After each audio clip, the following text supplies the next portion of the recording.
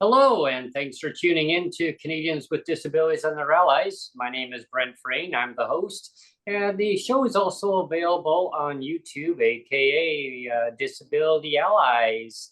And, as usual, you can actually check out the podcast on your favorite app. It's on Spotify. You can do a Google search. You can do so many ways of getting the show on your Apple, on Android, you name it. It's on their stores. So check it out, download it, and keep up to date on your favorite apps and on all the podcasts, Breaking with Brent segments, traveling segments, coffee time, you name it. It's all there. And subscribe. Please subscribe to Neil Matheson's YouTube channel to stay up to date on all the current content. And today we have our round four of roundtable, round and round we go. And so today we have a special segment that I'm going to be making a little announcement before we start. A very strong advocate in British Columbia had contacted me a few days ago, just as an update. So we're going to be distributing out pink shirts. She's been well known in the disability community for advocating for people with disabilities. She's a foster mom. She advocates for her children, and she wants the system to recognize people with disabilities, not just children, but adults with disabilities also. So just stay tuned on upcoming stuff with that. So she's just kind of. Is that for the pink unicorns? Because I noticed you have a friend behind you on the couch there. Yeah. There's lots of that going on, and that's kind of what the theme's about too. It's the pink unicorn here is it spreads the awareness around. One pink unicorn for here, one for there, and basically that's what the lady is focusing on too. It's bringing the awareness to what we're talking about now, all the unaffordabilities in British Columbia and across Canada. She wants to spread the awareness coming up soon all around BC, and I think eventually across the country, and unifying all the inequalities together. She really was a very strong advocate way back when, before the BC NDP formed government. She was fighting about the bus passes, bus pass clawback, and played the shell game back and forth. And as you would know, Neil and MJ, that in BC we had a former minister for social development and poverty reduction, Michelle Stilwell, and she just got an award of just a couple of days ago or something. And I think I had sent her the information about that, and of course Sonia goes, "Oh no, now look what you did, Brent! You woke her up." That was me. I said it to her. She says, "Then boom," she just wouldn't leave me alone on Messenger. We're back and forth. So she's going to get some letterheads done. She's going to get these done up. She's going to send them to me, and for me to look at getting a production of these shirts done. There's still sticky stuff that goes on the shirts, and see if I can find a company that's going to do that, because it's saying about the BC United Party. Of course, it was the BC Liberal Party. She said nothing's changed. It's the name, like nothing to see here, folks. She said so. And I'm not here to basically point fingers at political parties. It's about the policy, which government is going to want to recognize the inequalities. Legislated poverty doesn't need to exist in BC or anywhere in Canada. So let's put an end to that. But that was my announcement. So stay tuned for that.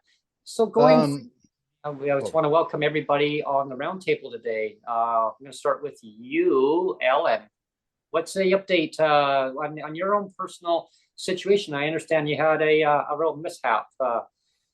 Yeah, get there.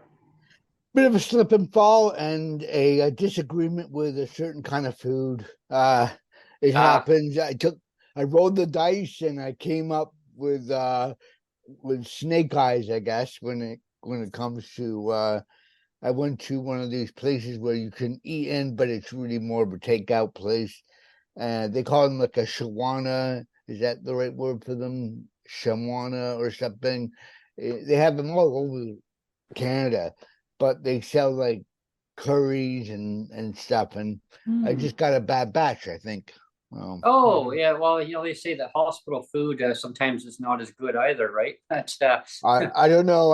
I think I would have taken a hamburger at Burger King after being left for about 12 hours under the heat lamp over that chicken. have a Whopper instead of some curry chicken that really set for Ramsey wasn't around. Shame on me for trusting chicken and rice. Yeah, that'll be healthy. If Ramsey would have been around, he would have been really upset about that situation. Yeah. This is why if the chicken tastes fishy, don't eat it. Oh yeah. Well, the problem with chicken nowadays is, I mean, I've gotten sick on bad chicken too, and you can tell the chicken's bad right away because the oil. Bad chicken. Bad. If they have it like on old oil that might have been around for like a couple of days or something, and they just refry it in like old oil. Yeah. And it's like right away you can tell it's just like this chicken sucks. You want to go to the farm and look at that chicken. Bad chicken. Bad. See, go to your room. This is where all this industry farming has taken us away from being able to go to the little meat market or the little butcher's shop and go and get the freshly cut half of chicken, or go and get the chicken legs or the drumsticks or whatever you want that's freshly cut within the past 3 days, right? And it will always be no less than 3 days old before they freeze it. They don't go past 3 days in most places. I mean, we have a couple local butchers where I'm at, and they work with the Hutterites to go get Hutterite chickens. And I got a Hutterite chicken. My mom bought a Hutterite chicken for like $50. Okay. For $50, I think it was. And the chicken was like huge. It was almost like the size of a small turkey that you get at the grocery store. And I'm like, that's a chicken, right? That is a chicken. But the stuff that we get from this industrial farming is part of the problem when it comes to, with society. They've made good quality food so expensive that it's easier to go and buy this junk food and just eat that and be now malnourished instead of being able to get a good meal. And for those of us that are on disability, they make that junk seem more in a price range to buy, like Ichiban soup, because it's like 89 cents or 59 cents, whatever it is, right? This crap and this garbage, right? Instead of being able to go to the outside aisles where all the real food is. The outside aisles is where good food is and all the crap's in the inside. But on disability, they've made it so that the inside aisles is all we can afford. I stay away from the only chicken fingers I buy are the box of Jane's Pub chicken fingers because they are it is actually chicken.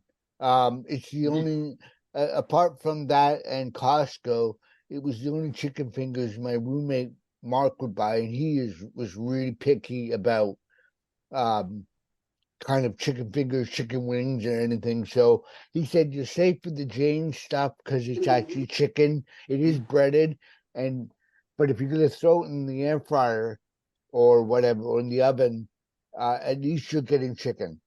So I won't. I bought a box of cheap hamburgers, like the big box of 16 or whatever. They weren't that great. Like they were okay in the air fryer, but they didn't taste. So this time around, I went and bought a box of Angus hamburgers. It was only $1.50 more, and at least it tasted like a burger. So worst case scenario, I've got the I've got the selection Barnum burgers I can throw through my air fryer, but Right. really, I don't buy the Kraft Dinner.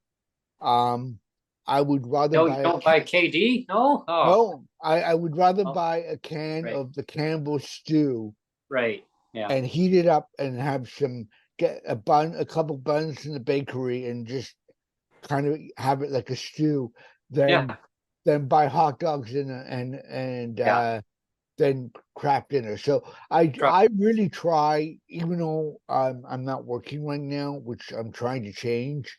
I'm putting resumes out everywhere again, but I think living with my old roommates made me a little bit pickier about my eyes open a little bit more to what to touch and what not to touch. So I'm really picky about As I'm long really, as you don't touch this. yeah. Do you As remember long- that I'm gonna date myself again, but you remember that movie Meatballs Oh, yeah. with John Candy. no, it wasn't. Was it John Candy that Meatballs Or is it Belushi? No, it wasn't Belushi either. It was Googling. Are we talking about the space knockoff of Star Wars? no, it was that Okay, summer no. camp one Okay. with Bill Murray. Oh, right. Bill Murray was the summer camp counselor, and he comes on the PA system. And he says, "And for lunch today, we have some kind of meat."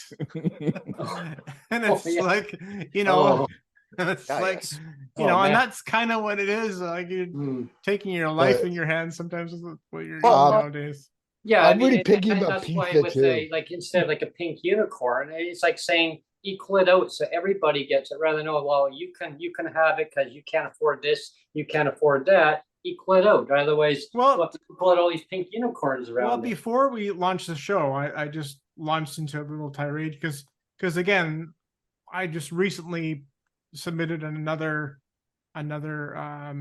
human rights complaint, and the only reason I do that, I mean, it's been 2 years since the last time I filed, and they make you feel stupid for even trying to file. They're like, Neil, why are you even bothering? Like, you're so stupid. Like, like this isn't discrimination. It's only unfair.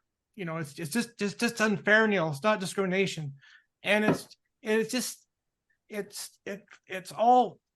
like everybody's gaslighting you. It's like the Human Rights Tribunal, they gaslight you, and the provincial government, they gaslight you. It's like it's your fault that your wife died.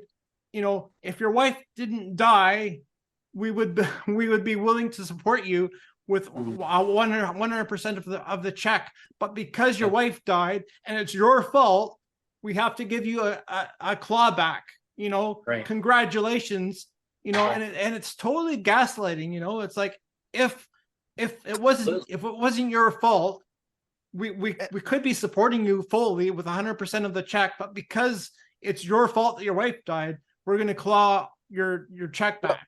Right. And this is where, I agree with you, Neil. I mean, this is where when when I'm talking to Tom about GLBI and I'm talking about UBI, the idea is getting rid of that type of nonsense, right? That type of stupidity that exists in the system. And it's like, I mean, I'm one of these people, I believe in the whole take it or leave it option. If here's the money, take it or leave it. If you don't want it, don't take it. If you want it, take it. Fine and dandy, right? And to me, it makes it easier when there's no nonsense involved. Sure, you can go and become part-time employed or full-time employed while taking it, right? If you need the extra money, I like that idea, and I'll add a caveat to it. I would like to see it in almost in chunks. Like, do you need it for 3 months? Do you need it for 6 months? Do you need it for a year? You have no obligation to them, but you give them an idea of what maybe your pattern is, so that they have a. Well, no, I'm looking at the idea, Olin, of an on-off switch where you have the power to turn it on or turn it off, right? Where there's no obligation. If you decide, okay, geez, I won the lottery, I don't need this money anymore, right? Yeah. Right? Or I've got a full-time job and I'm now making $120,000. I don't need this money. Unlikely for a lot of us, So you know. you're talking like one of those little slider tabs that you see on an app on your phone where you can just Yes, turn basically like on off, right? That's Yeah. it. That's it. right That's all, through you know. your need CRA. it, So you get it. log into your CRA and Yeah, on it- off. That's it. Right. Very simple. No it more comes from- having it. Exactly. Simplification is Yeah, truly the answer. It's You like know, when you need the income, it's there. Otherwise, if you don't need it, then it's not there. It's like when But you know what the pink unicorn behind your head says? Yeah, yeah. Well, that's exactly it. Sorry, Yeah. Dave. Sorry, Dave. I cannot do that. Sorry, if it's Well- not employment, if it's not from employment income, we won't claw it up. But if it's so, I mean, if you made money and it's not from employment, we're gonna Yeah. claw this off because that's what the pink unicorn allows us to Yeah. do. well, if I win 60 mil, I'm going to be declaring it as an employment opportunity because I was doing this as a form of employment, buying tickets. It wasn't gambling. It was employment. It's my job. You know, Yeah. Yeah. you want to play. It's like you want to play. This is where, to me, it's like they create these stupid loopholes and these stupid fences you got to jump over and these hurdles that get in the way. And this is where, to me, you know, justifying abusing people, right? Mhm. That's where I have really come to realize our society finds nuanced ways to justify abusing people for money or something else, right? We find a But way the to abuse is not discrimination. No, Right. right. It's not Because- right. Because the policy in the government, the way they look at it is it's justified. It's equity in the system. It's fairness and equity, isn't it? Yeah. Sound familiar? well, It- if we don't it's- do it for you, it's- we'll have to do it It's for equally everybody. distributed abuse.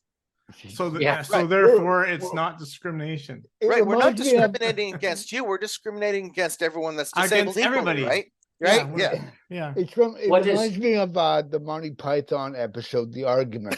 And he goes in and he says, is this an argument or is this for 5 minutes of the whole course? Yeah. Dan, what is your view about equity and fairness in the system? I mean, we got pink unicorn here that says, well, if it is not equal, then it's fair. I Uh, don't know. Maybe Dan's fallen asleep. oh. Oh no, Dan's here. Dan just, Oh, okay. had to have a cigarette. I didn't hear you calling. Okay. Oh, Dan. It's all good, Dan. It's all good. Was there a question?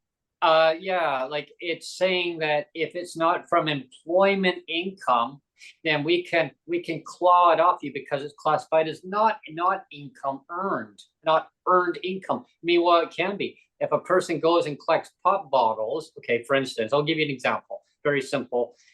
Someone goes out and drops off a whole shitload of pop bottles and said, there you go. And there's like $1,000 worth of pop bottles. I mean, you're talking everybody in the community drops them off. You go and take them to a bottle depot. The government will say, did you declare that as income? Yep. Okay, well, you didn't earn it from employment, so we're going to claw that off you. But the pink unicorn here says, but it's fine because we're actually making it justified in the system here. Mhm. Actually, it's self-employment. Yeah.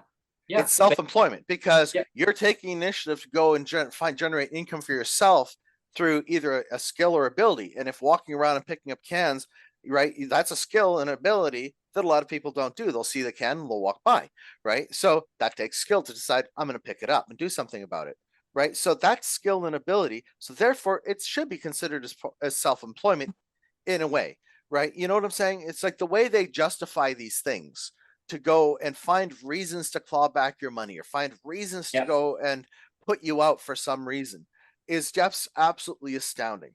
And this is why there was an old neighbor of mine actually went and did that and actually had collected all these bottles and actually wrote it down on their form and said other income. And they said pop bottles. And they clawed it off because they said it wasn't from employment. I thought, oh my God. I said, that is beyond terrible. So that's why I guess the question I had for you, Dan, was what's your view on that? I mean, I don't want to put you on the spot about it, but I mean, like really?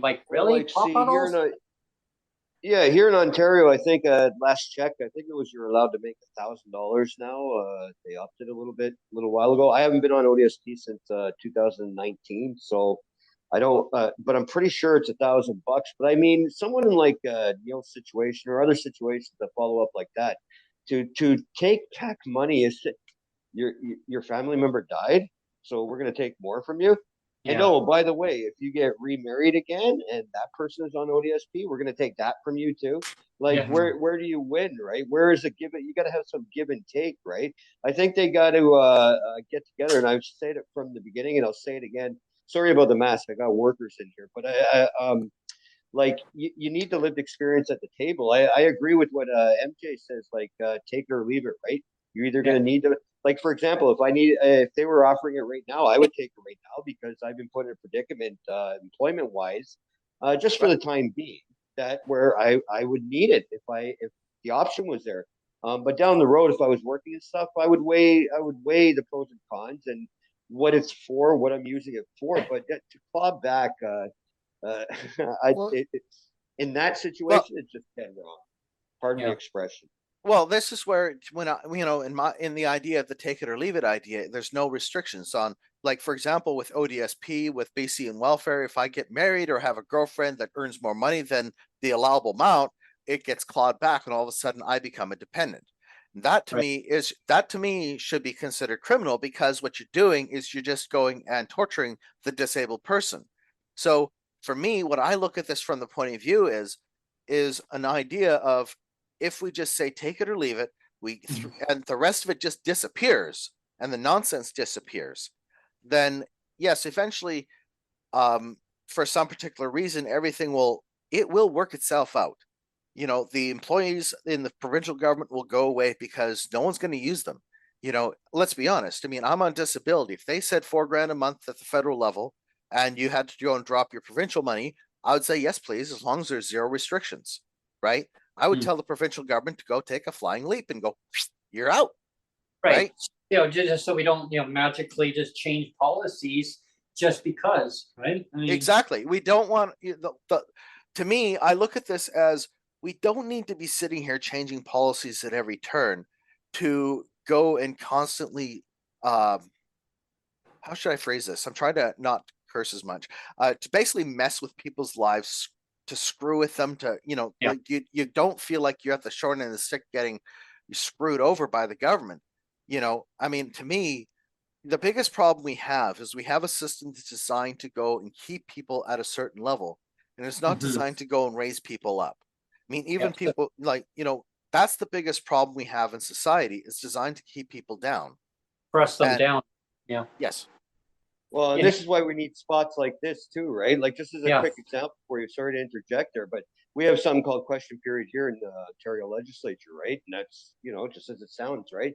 So we hear them questioning this morning, and Merritt Stiles, the leader of the provincial NDP, simply straight up asked Doug Ford, but it was Paul Calandra because Ford wasn't there. How can anybody trust your government, right? Calandra, like we need to live experience at the table, because Calandra went on to say, and I quote, will cooperate as the RCMP looks at this plan. Buddy, newsflash, you're not looking at a plan. You're not reviewing a plan. You're under a criminal investigation. So we need the truth to come to the table so that people can form their decisions based upon the knowledge they get from folks like us that actually know, and I'll pick up the swearing for MJ, what the fuck we're talking about, right? As opposed to these people claiming to be homeless advocates, basic income advocates, and they've Yeah. never seen a homeless shelter or a government check in their life. right. I want to, one of the things, I'm going to read this out because it's directly from a Supreme Court case from 1973, and it's about about how they're not accountable. And basically, it says verbatim, it is the essence of our parliamentary system of government that our elected representatives should be able to perform their duties courageously and resolutely in what they consider to be in the best interest of Canada, free from any worry of being called to account anywhere except in Parliament. Now, that's from the Roman case from 1973. Now, this was used against Wilton Littlechild when he promised to go and vote against the GST. He didn't. Basically, this shows us how zero accountable our current governing system is. that we currently have in this country. And that's the bigger picture of why people with disability always end up getting the shaft, is because there's no way to hold them to account for continually torturing and abusing disabled people, right? I mean, this paltry amount is abuse, and the Constitution says it's abuse. But the problem is nobody wants to, in the legal community, will dare pick up this torch and say, hey, this has to stop, right?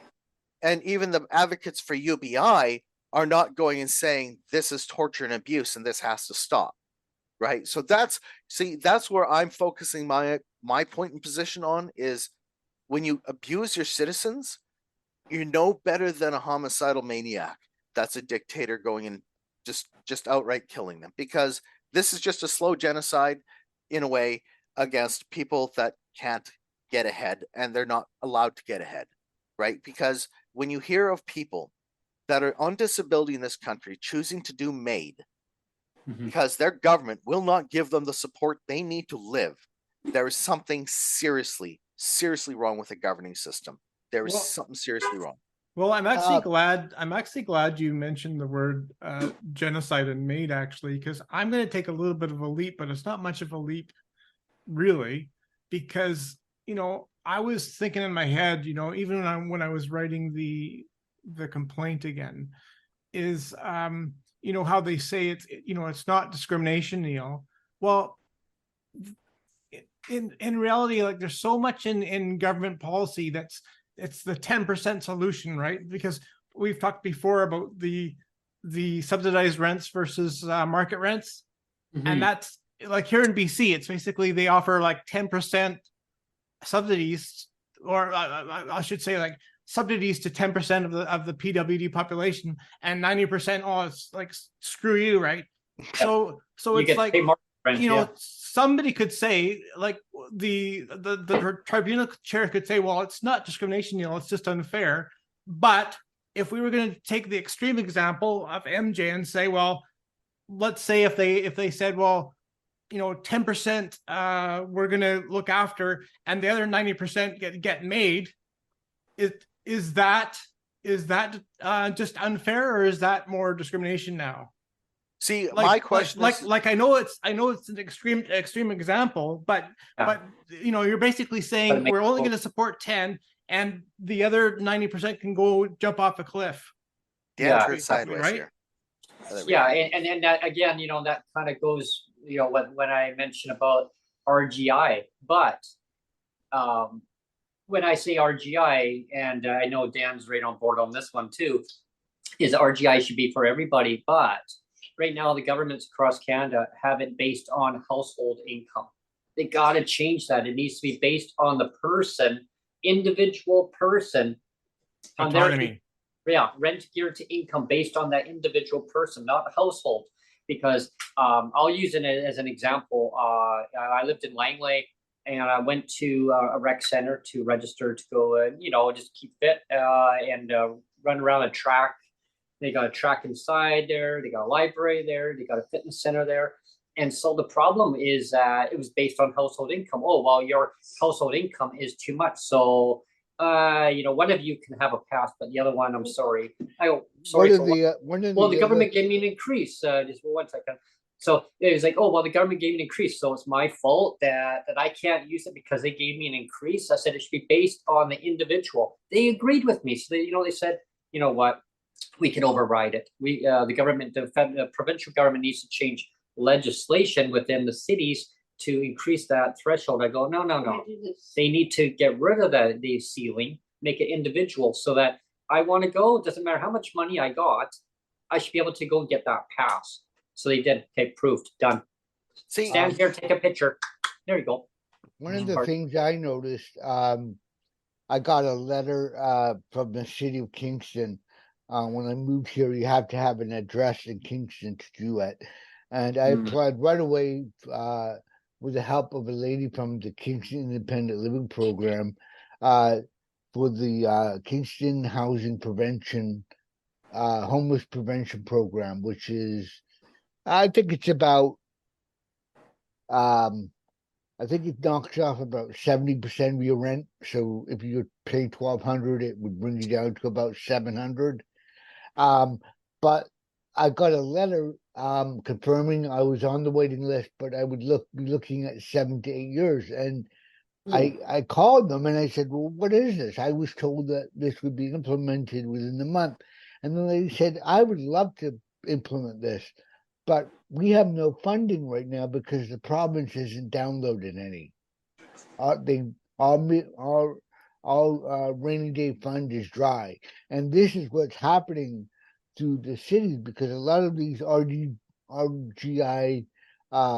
rent to gear income are so all of us being downloaded to the shoulders of the municipalities, from what I understand. So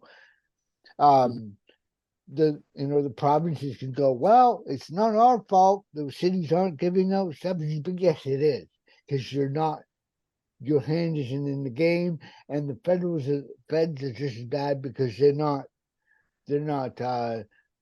directly doing anything either. What I'd like to see is I'd like to see the federal saying to the provinces, we will add to the municipalities X amount percentage, but on the basis that we see you doing that. So we'll put 50% of that transfer directly to the municipalities for social housing. But you've got to do the 50%. And if we don't see your 50% on the table, we will pull out. I mean, still the little guy's going to get hurt, but it puts pressure on the Doug Fords of this world to actually step up. Yeah, there's a lot of the similar things going on in British Columbia and Alberta, Saskatchewan, Manitoba, Ontario, everywhere across the country where there was numerous places I applied before I moved to Victoria. Corporate landlords where you could be making like $4,500 or $5,000 to rent at the place. Meanwhile, the place was built way back in like 1970s. Like, are you kidding me? Meanwhile, I'm renting from a corporate landlord who said, "Yeah, no problem, as long as you pay your rent, market rent." And I said, "Well, and I was looking at the RGI at the time." So I contacted the government because they had this rent bank program at the time. Now it's like they kind of quietly stepped it backwards. It's like nothing to see here, folks. So I said, well, how do I get into to have 30% of my income go to rent? Well, where are you? Are you in BC housing? I go, no, I live in I live in market housing. I'm from a corporate landlord. Okay, well, you need to be homeless in it first before we can get you on a list. Excuse me? I'm not homeless, but if I keep living in this living condition, that could happen. So I'm trying to better my life to get into a better environment. Well, that's it. But the subsidy I was applying for was supposed to preempt any homeless activity from happening, and they were saying, well, we just don't have the money to give anybody. Like, our bucket is empty. Yeah. See, the problem I have with all their excuses, and I just look at this all as excuses, is the truth is we all know that the government has to go and justify his existence. Yeah. So they have to justify their expenses to go and keep all these people employed. And the problem is if it's getting to this point where people are starting to realize that there's no more justification for this type of abuse. And there's no more justification for any of this nonsense to exist. We could be building, we could solve the housing problem within 120 days. We could go and open up the entire market across this nation by going and closing, like I was saying just before the show, single family homes, condos, and mobile homes from corporate and foreign ownership. Do those two things, right? Do those two things, and that's it. You would see the entire market open up, and you'd see people buying houses. To me, fine, if a corporation wants to own an apartment building, own an apartment building, but stop going and allowing these corporations to go and start buying up single family homes, then renting them out for obscene amounts of money, right? And this is where and half of these homes are are for either long-term rentals or they're moving them over to the short-term rentals, which goes back into what you're talking about before the show as well, Brent, with regards to British Columbia cracking down on short-term rentals. And that's the other part of the problem that has created the homeless issue. Yeah, and just that leads into so many people that need affordable housing, right? And that's across the board, across the whole nation. When I was going through that scenario that I was just explaining a few minutes ago was, and like the response I got on the phone was, "Well, I'm sorry for the inconvenience," and that was the word I got, the inconvenience that you got to pay. Homelessness is an inconvenience? I said, oh, so if I'm homeless, I guess that'd be more of an inconvenience. Well, you could go on a waiting list. I go, what, over 10 years or was it 20 years? Well, yeah, it used to be for like a health reasons, but it's not anymore. It's all families, single mothers, single fathers with the children. They take priority. Oh my gosh! I said, so I can't just get into that housing so that I can have it cheaper. No, I said, better yet, why don't you give me that subsidy in the current housing I'm in? What? Well, single fathers and widowers don't get priority because obviously I didn't get it. Right, exactly. So I don't believe that. Yeah. See, the problem is you're not identifying as a single mother. Yeah, and the other thing, break out the dress there. The other thing I think doesn't get enough airplay is time to go Monty Python. Yeah, Ministry of Silly Walks. Maybe that's what they should call the social development industry, is the Ministry of Silly Walks. Sorry for the inconvenience. What I was gonna say though that doesn't get enough airplay is I don't believe that when the government says we don't have enough money either, because it's all about just money changing pots or changing hands. I mean, obviously they have enough money because we've all said before, poverty costs money. So the province is wasting maybe $3 to $4 billion a year in poverty. And it's built into the crime budgets. It's built into our health budgets. Yeah. Imagine if they removed that from the health budgets and the crime budgets, because maybe if it didn't exist, and then took that $3 or $4 billion and then put it back and actually just gave people money, then all of a sudden you don't have the poverty problem anymore, and you don't have like inflated budgets of the crime and the health. Yeah, it doesn't. I see that. It said they don't have any money to hand out right now. Yeah, exactly. See, the problem is we all, let's be honest, folks. Let's be honest. Money is make believe. This is fantasy. We've all accepted it as reality. Like Pink Unicorn. Exactly. See, and this is the system that they designed. It's a design system designed in lack. Oh, there's not enough of this. There's not enough of that. There's not enough of this. When in truth there's an abundant amount of resources for us to access on this planet. There's an abundant amount of things we can do to solve problems. It's just we have governments that have designed themselves on the basis of what we can't do. And we can't do this, we can't do this, we can't solve this problem, we can't solve that problem. But yet you're the ones that have created the problems, right? So how about you get yourselves out of the way and exfiltrate yourself from trying to administrate too many things you don't need to administrate, and just give us the money, say $4,000 a month, take it or leave it, and just walk away, right? The simplification would solve the problems. And the problem we have is like I said earlier, is the government has to justify their existence, right? So, yeah, because I mean, you look at some of the MLAs who hired a whole bunch of VPs, in their own ministries, right? I mean, look at BC Ferries, $500 million. There you go. Yeah, well, exactly. You and I can share. They call that an FTE. Full-time employee. You and I could share a 0.5, and then you and I could get like a $250,000 each. Well, you could go with 0.25 with a 0.5 FTE. Yeah. I mean, this is where when you have this type of idiocy in government where nobody is taking oversight, nobody's taking accountability, and their excuse of, oh, we'll hold ourselves accountable. But yet, this is where the bigger problem lies, in the fundamental problem of where all of these things exist. It's the big diamond of, of nonsense. And we're sitting here at the bottom looking up going, that's a big mountain to climb.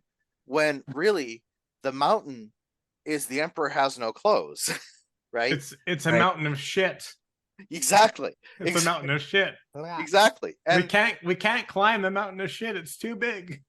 I just wanted to say that Dan, the reason that Dan is not here anymore is he is having a problem with his phone. He's in chat right now, but he had problems with his phone, so he has to opt out of the conversation. But he is in chat. Yeah, no problem, Dan. And next time around, Dan, when we have our next roundtable, it'll be all good. We'll get you up and going. And everyone watching today wondering where some of our other roundtable guests that we have on our panel. Tom is off today due to a family emergency that happened. And Cassandra is going through a housing crisis. She explained on the show last time when she was on, and she didn't know when she'd be on or where that would be. She lost her housing.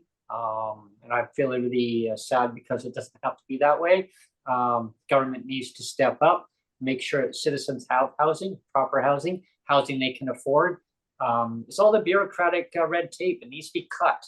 Like, keep people housed. And that's, again, like why I advocate so much about housing also. Because it's like when I say that, I mean, like, people that are housed right now, to make it affordable for the current tenants, right? So that, because the cost of living is going so high, and the government says, well, we're going to build more housing. And then that's going to alleviate the problem. We're going to crack down on short-term rentals. That's just a drop on the iceberg in the pond, right? Because the overall picture is you bring in, and I don't blame the provincial governments on all this, okay? It's federal governments allowed mass immigration to come into the country. And that's nothing wrong with it. But you got to make sure you've got the housing for your citizens. You got to make sure you got the resources for your citizens. Bring them in, because qualified immigrants to fill in healthcare as a sector. We're not bringing in qualified immigrants. We're bringing in refugees that are fleeing situations that are beyond their control. And that too, definitely. Which is a bigger part of this picture of keeping this instability going, not just in Canada, but in their own countries as well. I mean, this is where, when we take a look at, like, our little minuscule, the drop of the bucket of talking about homelessness in Canada is part of the ocean of the bigger problems that a lot of people can't see and connect.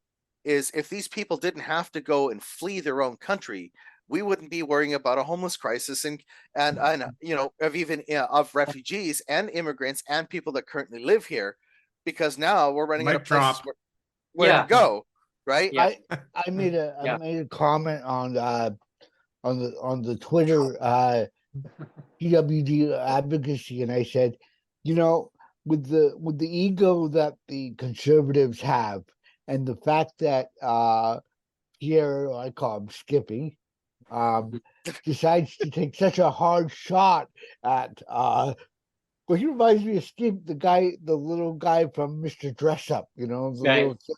And I had a kid in school, and we used to call him Skippy. So yeah, that was his name.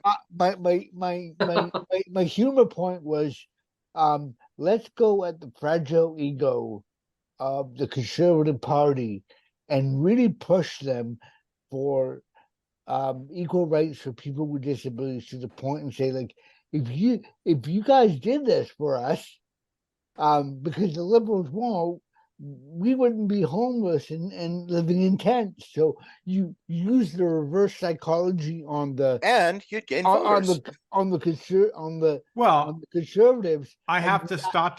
I have to stop you there, Ellen, and not to be a Debbie Downer, but here in BC, we actually had that where the and Brent, you can back me up, is that the NDP promised so much to the disabled community, saying we're going to do this, we're going to give you back your bus pass.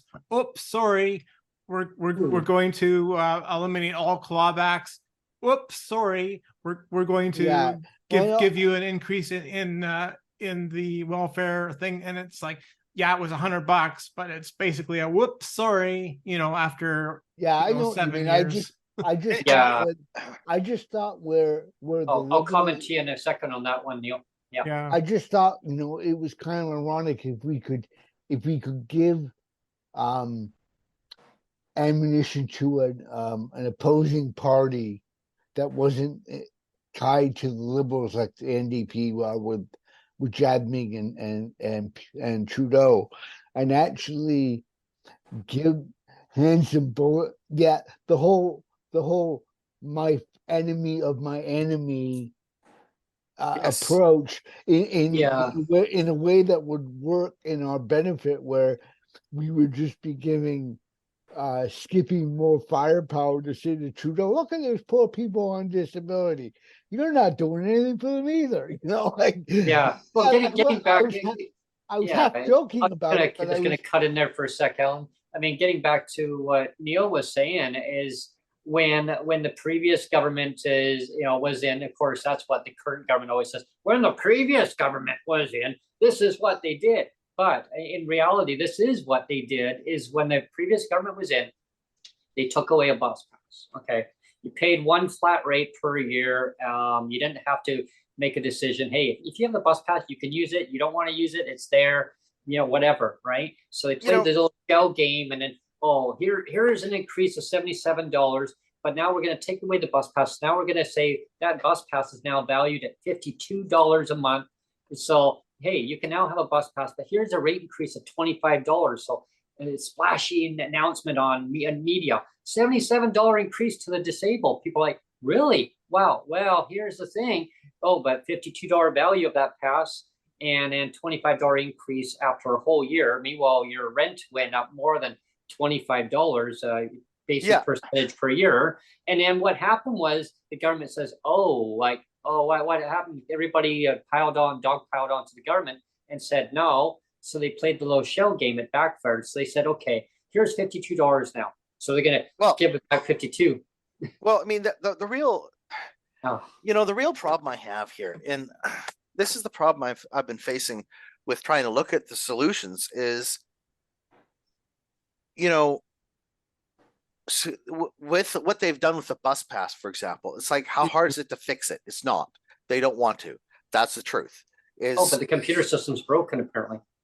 Yeah, but there's the one for the seniors, right? You mentioned that 2 episodes ago. I do remember. Eidetic memory. So, this is where the problem is we have a government that is always, it seems like the modus operandi, it doesn't matter the party, is to continually make excuses and blame it on the previous party.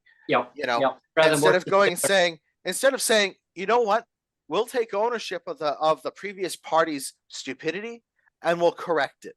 We'll take the ownership of that problem. We'll correct it. Instead of taking accountability for it, they blame the other guy because they're not there to go anymore to go and to go after, because that minister might have got elected out, but the party's still there. But the government is, the way our system is set up, is designed for zero accountability, and that's truly the crux of it. Well, that's the thing, Jay, is the governments have to learn to work together on it. Like one policy, maybe a minister said, hey, this is a great idea, and then changed it. But if the party says, well, hang on, it might have been a good idea, but what's going to affect the whole broad range of the disabled community or senior citizens or low income people. So they may say, okay, overall, we're going to have to say, no, we're not going to change that. But if they did change it, work together and find, okay, why did you do that? Like, fix it. They work together. Parties need to work together. Policy. Well, Gary, I mean, the problem I have with this whole the party system is it keeps us divided. Keeps us divided and not solving problems. And that's truly the crux of the situation, is they're designed to go and keep us hating each other. It's like, if you vote NDP and I'm a BC Liberal voter, we're told that we should dislike each other, not this type of ignorance that we have been taught has created this Divide. divide, but at the same time, it's created indifference. Toxic. It creates right. a toxic environment of saying, well, if you favor that party, oh, how dare you favor that party because we're the ones who are going to make it better. Like, yeah, exactly. Yeah. It's like, so division is the staple of the political game. And that's where, in coming to solutions, I'm sitting here going, is it going to take a brand new political party that actually wants to solve problems? Because none of them seem to want to solve the problems. They just want to go and blame the other guy for the problems and go and throw a paltry solution at the situation. You know what I call it? I call it, they kick the can down the road because it'll get dealt with later. Yeah, they all say that they're so different, and yet they all end up doing this. They're all exactly. They go like, we're way over here and we're over here, but they all end up doing like this. So. Well, and then they just fine tune it though. They just change the little wording a little bit, and then copy paste. Photocopy. There you go. Here's one for you. Well,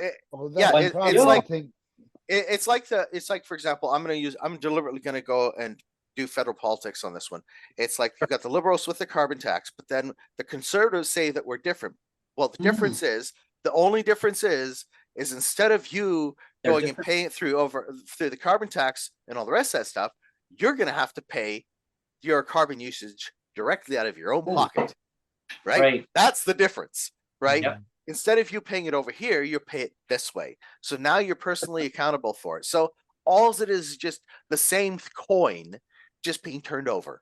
That's it, right? And that's why people are starting to look at, the system that we live in versus actually going and looking at, is this party better or is that party better? They're looking at, why is the system in itself and this division not working for us anymore? And which is why I think that Ford got in again. I think exactly. They were just like, well, if I go vote, I don't go vote. And then speaking of that, again, question period in BC is already on live right now. So they're having that back and forth debate of who knows what they're talking about. Sonia was just there. Question period is in fact a pre-planned tomfoolery. Okay, the federal government, it's been stated several times, the Conservative Party sends all of their questions over that they want to go and have certain people answer, right? So when you see them get up with their quip answers, that's already been pre-written for them. This is the answer you're going to give when they come up and go yada yada yada yada yada at you, and then you're going to go and give your yada yada yada back at them, right? And that's what it does. It's just all this is to go and keep the substance of agitation and disharmony, and people going. So for the news clips and the media to go, ooh, so and so said this, and he had a quick response, right? And it's these bastards are LARPing. They're LARPers. Okay, that's all they're doing. They're a bunch of LARPers in there. They're not actually going and really answering questions. They're just giving paltry answers that make it look like they're answering questions. And that's where, to me, they should have it at the Coliseum and say, "Are you not entertained?" Exactly. Has the has the Coliseum entertained you today? Exactly. And this is where, when it comes to the Coliseum, more and more people are actually going and taking a look at this mentality of the Coliseum, not just from government. They're starting to realize that's part of the Coliseum. Hollywood's part of the Coliseum. This is part of the Coliseum. Everything's becoming part of the Coliseum. And was that Harry Baines? And this is where was that Harry Baines? No. Oh. And this is I didn't quite see. Sorry. And this is where they play these games with us as part of the Coliseum, saying, "See, we answered your question and answer period. We grilled them on it, right? For 5 seconds, you grilled them on it, but then they moved on. That's not, what I would really like our system to have is answer period, right? Answer period, yeah. It's like, if you take a look at the difference between our question period and Prime Minister's question time in England, it's a very stark difference. The guy actually has to give real answers. His feet is put to the fire. Here, it's a charade, right? It's a paltry charade. And that's, so when it comes to why we never get answers on homelessness, why we never get answers on housing issues, it's the same thing. It's the charade that keeps us going. I don't know. I mean, so when it comes to, this is why, to me, disability and all these problems that they've created are all part of that circus. It's it almost seems like a theater type of it is. and that is it, right? It's orchestrated. It's like here's your script today, and I remember MJ and went on the call here is yeah, a couple of years ago we asked the opposition, well, the supply and agreement, they had the Green Party in with the NDP.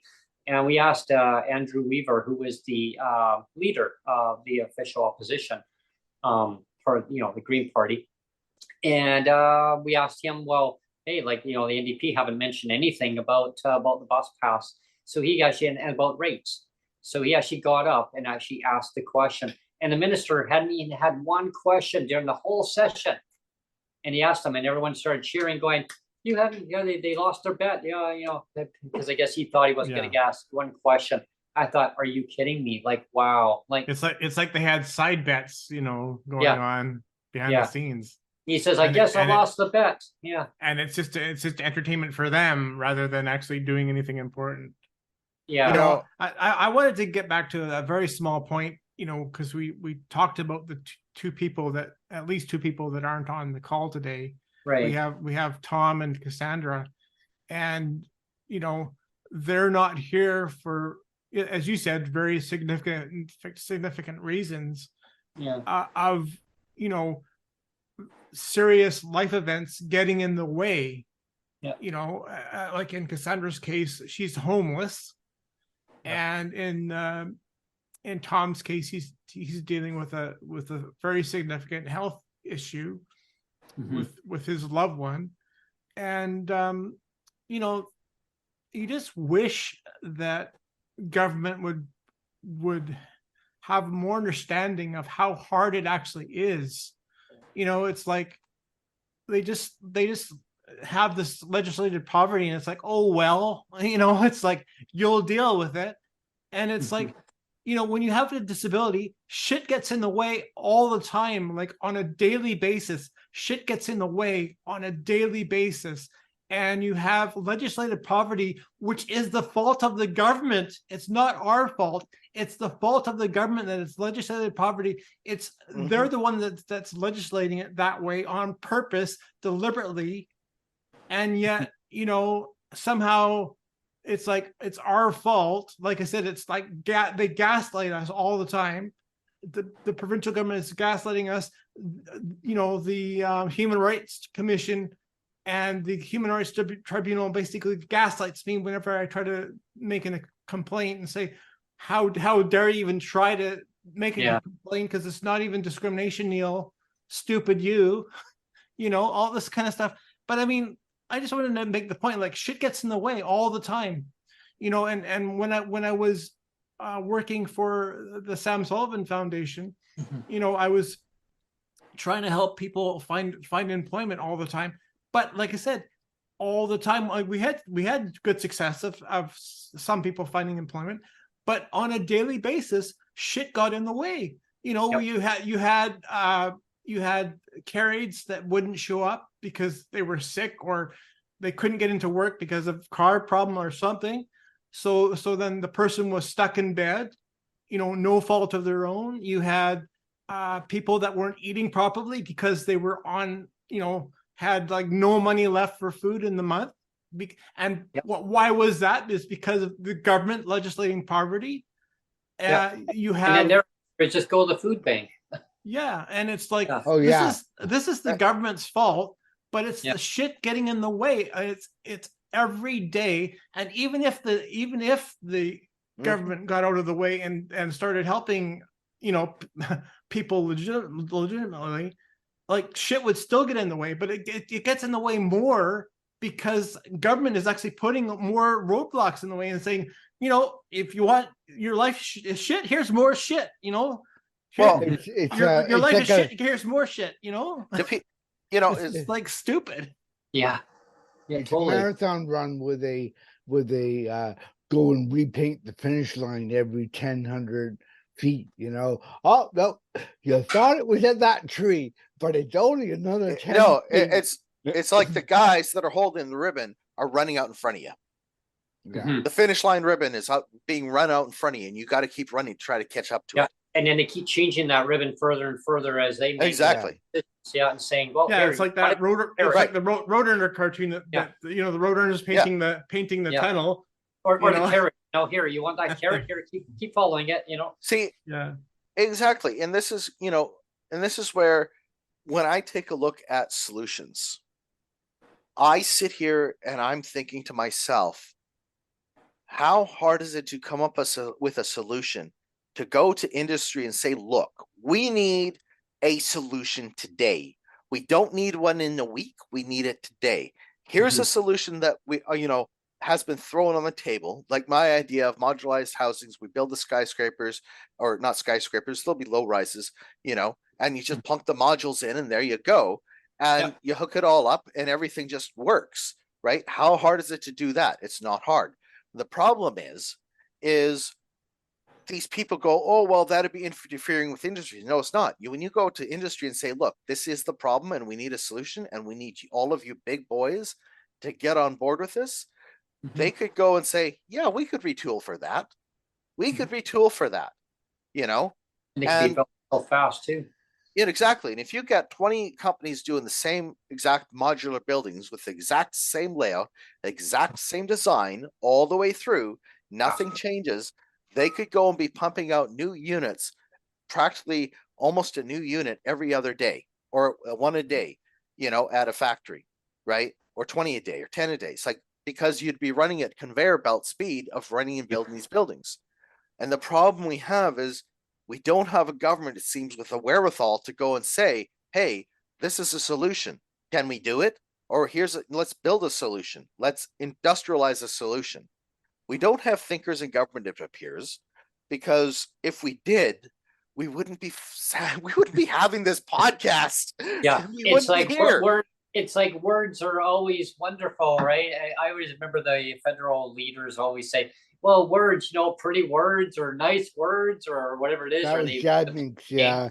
And they do the blame game saying, well, we need housing built. Well, we got a crisis. Well, fix it.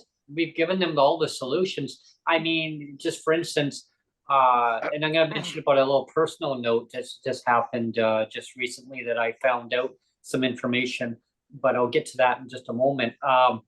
Nothing to do with me personally. It affects me and Sonia to a point, but I'll get to that in a minute. But it comes down to like we come with all these solutions, and like the Canada Disability Benefit or DERB, we telling them like we need emergency, we need that emergency support now. Well, there's no appetite in the federal government, but we're putting pressure on them. I noticed that the guaranteed livable basic income is making traction through the Senate right now through Kim Pate, the S233. I was actually going to bring that up. I saw it on YouTube, the appointment thing, the podcast the other day. And so that's making traction on that. I mean, we've got, like all these solutions that we've come across the country, we've all come up with, and the government just at every level needs to listen, not to the organizations that speak for us, right? They need to talk to us, lived experience, and listen to us, bring us at the table and listen to the lived experience stories. Otherwise, nothing's going to change. Sure, they can have the other one, the company, big corporations, fine. They can be there too if they really want to be there, but they need to listen to us, not just to them telling the government. So they need to listen to the whole broad range. But getting to, so I'm going to conclude that topic, but here's a personal note. So just recently, Sonia and I found out, and I mentioned this on the podcast, I know Neil knows about this. We have some friends that we've known for about 1.5 years now. They had moved from Winnipeg, Manitoba to Victoria. His mother lives in Victoria, which is great, right? his mother lives in my building. So we see them every so often coming by. They have a little little daughter now, little cutie. Yeah, she's now learning to walk. Yeah, so that's you can imagine her hands are now full. And so they got back. They had gone away on a holiday for almost a month in Winnipeg. Jeff was actually doing his rally at the time through Winnipeg, but he didn't know that they were there. And of course, you know, he probably would have met up with them when he was doing his Legislated End Poverty tour in Western Canada. If he would have known, I would have make arrangements with him. But they told me that they had some info that they want to share with me when they got back, and I thought, okay, yeah, things were going okay, and they're like, yeah, everything's going great. They got back, and 2 days after they got back, his partner had a seizure 2 days after they got back. She didn't have a seizure at all while she was actually in Winnipeg at all. But as soon as she got back here, 2 days after she got back, she had a seizure. She probably wouldn't mind me sharing that information. That's all I'm gonna really say. It's a seizure. She's okay. She's okay. So anybody listening and watching, she's okay. It's an environmental situation, what they came down to. The doctors looked into it. Diagnosis is that it was environmental, change of the barometric pressure. So basically they had a hard time trying to tell Sonia and myself, because we got to know who they were and who they are. Wonderful people, young people, but they're wonderful people. They've got a whole chapter of life ahead of them, definitely. But the sad news, they took 9 days for them to tell us, because I hadn't heard from them. Like, I would send a message, I hadn't heard from them. So I'm thinking, I hope everything's okay. And I get a message saying, can we call you? We need to talk to you about some very important information. I said, what? And so they said, yeah, we had a hard time trying to figure this out, but his mother knew, but they're moving back to Winnipeg. They had to make a sacrifice and a decision. It wasn't just on one thing. It's also because of her health, environmental, obviously. Since she moved here, she's been having more seizures after seizures. The last one she had was a 5-minute seizure, very bad, the longest one. And so the cost of living is cheaper for her to be, and for them to be back in Winnipeg. Their friends are out there too. They're going to miss it out here because they got to know us. They're moving at the end of November. So we spent the last a couple of different days. We went over for a couple hours here and there, helping them get rid of stuff slowly. The government won't move their stuff unless they had a whole bunch. There's only a couple items that they want to keep. The government's not going to do it. So they're just going to get rid of everything that they built up, all that money thrown down the drain. But the government's going to give them a clothing allowance, which they didn't know they could qualify for, because the government didn't tell them that. So I said, well, let me guess. She asked, and then they finally told. Yeah. Wow. So $200 or $200 something each. Insane. Well, I mean, so like, what's that going to do for them? I mean, now they got to buy all their stuff again. They can only take so much on the plane, obviously. They're going to take that stroller and stuff on and suitcases, but I feel sad for them. But what are they supposed to do? They warned us before that they were going to move, and they don't want to go, but the cost of living is cheaper there for them, the housing. Of course, their rates are a lot lower in Manitoba, but they said they're around $1,300. Now, our rates are not too much higher than theirs, and our cost of living is even higher here, right? So it was a hard call for them. They felt very sad to tell us, and I said, and I'll just say, I won't say their names just in case they're actually watching it. And I know they watch the shows, but JNS, I hear you. That's their first initials. I hear you. We're here for you. Like, always remember, like, if I can save up some money, I don't know, I'm gonna get some cheap flight, go out at 5:45 in the morning and fly out there. I mean, I wouldn't be going out there very often because it's too expensive, right? Because then when I pay the flight, I still got to stay somewhere. But always remember, we're always a phone call away once you do move. If we can get out there, we'll go there. Maybe next time we'll go through, it'll be through a rally. Hopefully we don't have to be doing a rally to stop the government from doing legislated poverty. And they told us to keep advocating on their behalf, and we will. GNS, we will keep advocating, just because you're going to be in a new province with an NDP government. Hopefully your NDP government will actually do what's best for your the citizens in Manitoba. I really hope so. I think it'd be better for you for sure in many ways. So I wish you great luck and great success. Yeah. So yeah, that was a hard call, right? Because people, I keep hearing they're leaving the province. Some people don't want to leave, and I don't blame them. I mean, I don't want to leave the province. I want to leave the city though here to the Lord me. I mean, I'm lucky, I'm living with my mom, right? Yeah. And she's currently working, and I'm looking at what my options are, because, in dealing with the government and dealing with part-time work, I mean, I need to get a driver's license, and they keep making it difficult because I'm disabled. Yep. And, it's like the level of abuse that our government goes and inflicts, it's like they got to create a reason to go and hold people back. Mm-hmm. And, this is where, as I get older, the more libertarian I get, and realizing that we don't need to have the big daddy government that everyone thinks we need, and, we don't need you to go and sit here and be the referee for everything. We don't need you to be holding our hand for everything. We need to say, here's the handout, take it or leave it. Here you go. This is what's included in it. Here's what we got. And, we have we've got retraining, we've got the ability to go to university. It's all, you can take that money and use that to go, live in, say, student housing, while you're going and doing that or whatever, and getting your life going, or moving to a city where you can have an apartment, if you're living with somebody else, right, and go to school while they're working, and this is where all of these services that they make to go and solve problems start to get in the way. Because if you're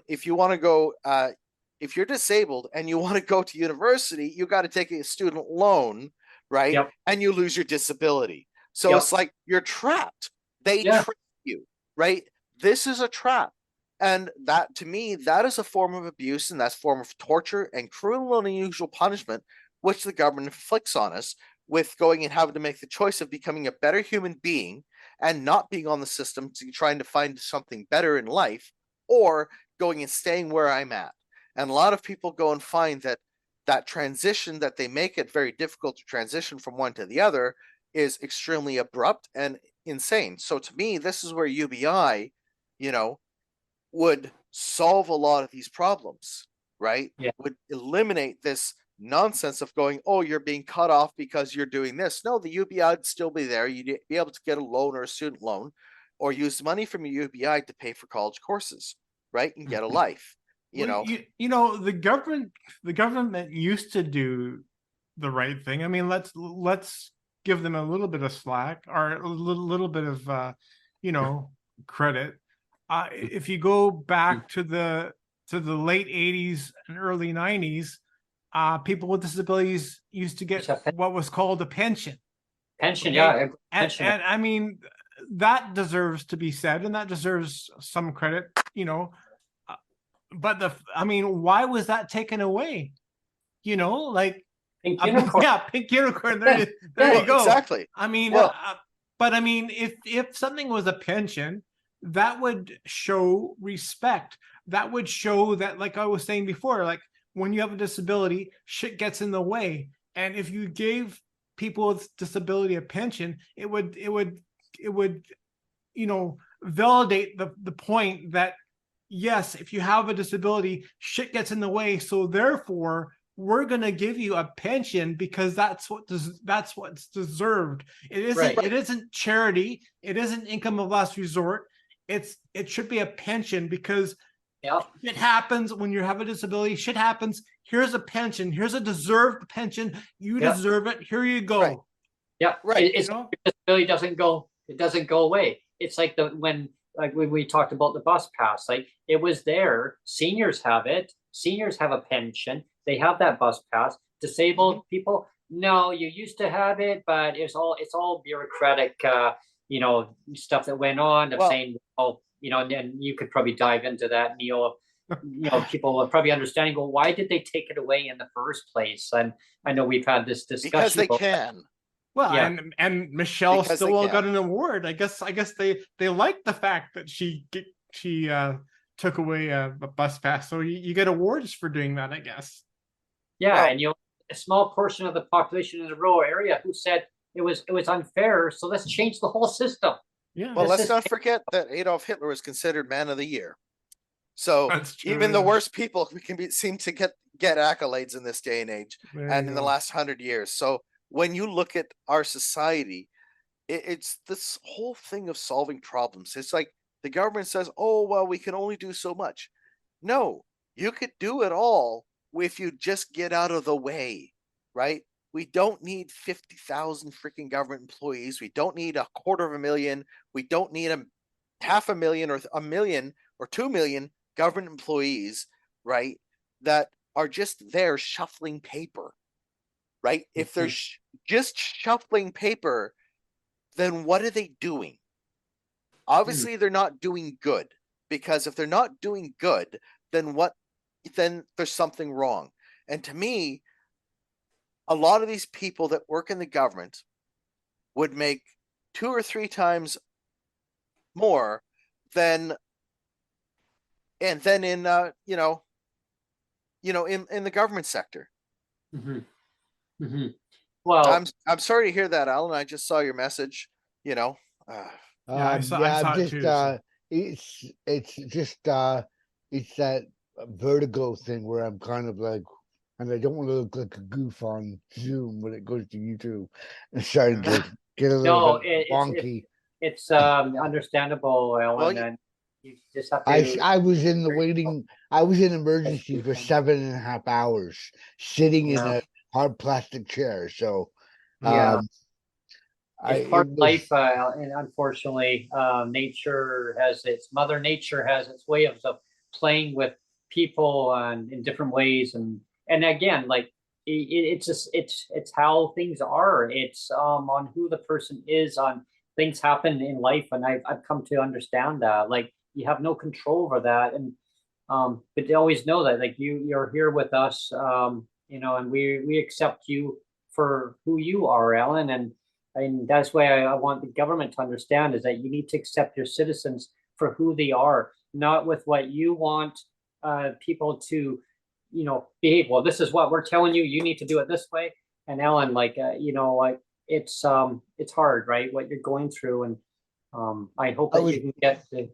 I was hoping to do a mini what's in my bag for my camera stuff, because they had it all packed up for a show.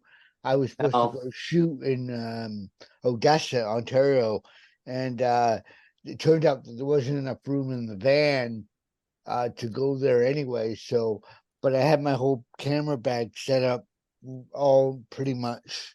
I've got to come up with a shelf where I can put everything in one spot. I have these you need a fabric, suitcase.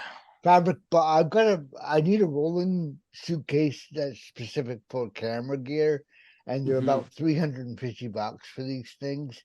But it would they're quite large, and they would allow me to carry a lighter bag, and then roll the suitcase if I needed extra stuff. But well, I'll have to see whether I can swing something in the summer. But I actually have to get like a shelf or something up in this apartment. I have the fabric boxes. One day you and I can be on, and we'll compare and contrast our equipment, our photography equipment. I'll bring out my lenses, and you can bring out your lenses, and I'll say mine are smaller, and you can say mine are bigger. I actually have some hold on. I actually have 2 handy, very small lenses. I'll show there you go. Oh, he's gonna get them out. Yeah, this is like show and tell. I don't have any camera equipment. I was gonna get some, but I haven't gotten there. with when it comes to like legislated poverty for disabled Canadians, people hear that, and when in general in the public they say, what the myth is that people think, oh well, people with disabilities in Canada, no, they're all taken care of. I mean, they're No. citizens. No, we're not. Okay. And we're not And taken care of financially. And so the fact is that there's no need to have the collective wealth the way it is right now. It's going to all the multi-billionaires, the big corporations, and it's just and like you mentioned, MJ, like it should be right there. The money should be there when you need it. You need it, you get it. Not to have to prove the reason why you need it. Like with the government, you say, well, you're not living within your means. Why do you need a crisis supplement? Why do you need a clothing supplement? Like, really? Well, exactly. Like, I'm buying my clothes at Walmart because they're cheap, not because I want to buy clothes at Walmart, right? Yeah. I'm legislated not to be able to go and buy decent clothing. That if I want to go and buy, $100 pair of jeans, I could go do that, but I can't afford that. That is something. And they last longer. Yeah. I hate to say it, but when I was working at Swiss Chalet, and I wouldn't say that, I went all fanboy on buffalo jeans and stuff, but I noticed that when I started buying the more $80, $90 buffalo jeans, and I would try and buy them for winners. Don't get me wrong. If I found my size, I'd be like, oh, those are buffalo jeans. They're kind of distressed and they're $40. I can do that. But the realistic thing is, I hear so many people say, oh, well, if you're on a fixed income, you should go to Value Village the problem is that they are charging $13 to $19 almost same price as Walmart. So same price. This shirt I'm wearing is it used to be the $5 shirt from Walmart. It's now $8, right? Yeah. Right. Yeah. So it's like, I can't afford to go and get a brand name shirt made from higher quality cotton or higher quality hemp, for example. I can't afford that $50 shirt that I know is going to last me for the next 15 years or 10 years, right? Or that I could go and say, here, I've had it for 5 years. It's still, look, the neck, this is brand new. I bought this thing less than 6 months ago. The neck is already starting to give out, right? This is the quality that we're forced to go and, oh, you look poor. You look, because that's all I can afford. You've legislated me into buying the garbage. I can't afford it unless I want to skip a couple meals here. I said to my worker, I said, you know what? I took your advice, and I went to the thrift shop, which is one of the Value Village type stores, and the prices of shirts and stuff, which is supposed to be donated, which is they're getting them for free, and they're marking them up. And the owner of Value Village is a multi-millionaire. Of course. Yeah. Right. You notice that a lot of these jeans and stuff out there now, they got all holes and they're all ripped and stuff.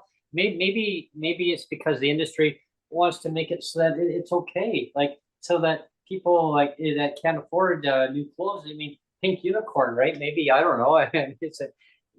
I'll do a quick lens showdown. So this is I can't see that. But it's the blur though. You have to go more to the center. Center, right in the center. Put Center it right in front of your face. Center it so we can see it. Yeah, there you go. This is a 105 macro. 2.8 lens. So it's a fixed aperture. It's a prime lens basically, but it's made for macro photography. That's its purpose. And ideally you use it in manual mode, even though you can autofocus with it. So that's one lens.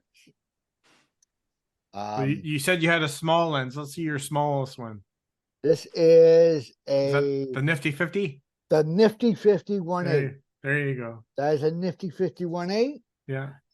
This is a manual Nifty 50, but it's a 1.4. Okay. But it's a manual old film lens. Bring it more to the center so we can see it. Bring it more to the Put center. it in front of your face, Alan. Put it in front of your Yeah. face. Then we can see it better. Yeah. That's There we good. go. There you That's old school. Yeah. Yeah. It Nice. will cool. fit on my camera, but it's a pain in the butt to get on. Wow, that looks pretty cool. And this is the last of the Japanese glass. It's a 105. It's an 85 millimeter prime 1.4 lens. So it's further over. wide. Its widest is. Bring it to the center again. So Yeah, we can just see a little it. bit further over. There you go. Yeah. Oh, nice. Yeah. And this was made in Japan. Oh, So wow. this is a very coveted lens. Cool. Very coveted lens. that Awesome, one. Alan. So that's what I didn't have. And the other big lens I have, which you won't be able to see on this camera, is my big 200 to 500 millimeter camera. The big white one. The big white one? The big Yeah. one, yeah. Yeah. That's that thing's I've actually used that handheld on my Z camera when I was trying to shoot the moon shots. It's actually not bad. You really should use it on a tripod. What moon? The Earth is flat. But No, I'm just. it's it is it's a 5.6 f aperture all the way through. Oh, wow. So it's slow, but it's not a variable. Like a lot of the kit zoom lenses that Nikon sells for APS cameras, which Those is crop cameras, they are like f4.6 up to at the widest, and then when they get down to like zoom, it's like f.6.5. So it's an Mhm. f6. So the long lens, they're much slower. Yeah, you lose a lot of light when Yeah, but Yes. my big one is I went with the native Nikon on this, even though the third parties were had more range, but they were variable, and the one I have is a fix. So whether I'm at 200 or Nice. 500, it's Hmm. still 5.6. Now it makes it slower. The other option I looked at was I have a 70 to 200 2.8, and I could throw a 2 times color converter on it, but it slows the focus down. So there's a caveat. Yeah, yes, I would. In theory, it would double me at 200 to 400, and it would be faster than that big one, but the focus would not be as quick. yeah. See, now the big white one that you're talking about, those are the ones that they actually use to go and take pictures of when they're going and doing the space shuttle launches, where they take the pictures of it way up there. Those are Yeah. the big long ones would be the ones. Okay, use. I'll show. All Yeah. right, I'll show you. Yeah. Uh-oh. He's gonna bring it out. Oh, He's no. Alan's gonna have to turn the blur off on his video here for this. Yeah. Yeah. You're gonna have to turn the blur I off don't- on your video. I don't know if she'll focus or not. Uh-oh. It's Here a comes- monster. Oh, geez. It is a monster, this one. And it's a pain in the butt to get the hood on. Oh, this wow. one does not like the hood. Hold on. You could wear that hood as pants. Yeah. Yeah. There it is. Okay, so That's what you really call him, the cameraman then. this is a it's got the settings, those are the settings. Oh, yeah. So it's got vibration control on it, which is really nice. You can lock it at a certain distance. It's got infinity on it. I'm not sure what that dial is. Actually, it doesn't show on here. But it will literally, I've got it locked. I do have it locked. Alan describing his phone, his camera. So I don't know if that's Oh yeah, we can see it. Whoa. that's Whoa. at 500. That's at 500 millimeters, Whoa. Yeah, and it's a beast. that's impressive. Yeah. That's How's your back after carrying that? Yeah, I can imagine. yeah, I'm not Wow. doing much. I'm That's not doing huge. much. Ideally, I would All it's right. one of those lenses that you actually mount the Wow. lens to the tripod. Mm-hmm. Not the Yes, body. because the lens Not- is that heavy. It'll Yeah. tip Especially over right you. on your shoulder. Yeah. I mean, like it's actually with my D850, it's a bit of it's a handful. But on my D850, my DSLR, it's very you gotta be feeling pretty like you took your Wheaties that morning to handhold it.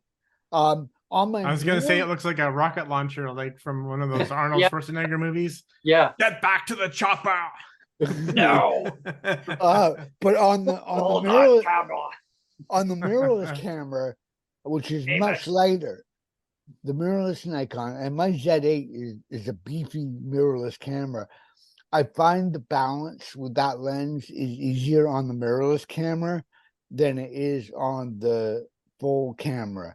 Like I can Autofocus that camera for me, please. but I put that lens on the mirrorless camera and I handheld shot the moon with it. But ideally, if you're gonna do like a building that's like across the water or whatever with it, or you're gonna do a moonshot from a balcony, I would use a tripod on it. So the shot I did on the segment where I had the big building there and the people were dropping down from the Yeah. coming down. That camera would have come in handy, yeah, in that one. The only thing I've had no luck doing it, and it's not. There's a joke. There's a photography joke that says the photographers are so violent because they shoot people. They shoot you, they frame you, and then they hang you on a wall. I want that shirt. I've seen I've seen that. Don't underestimate a photographer. We're mean. We'll shoot you, we'll frame you, then we'll hang you. This is the other thing is, you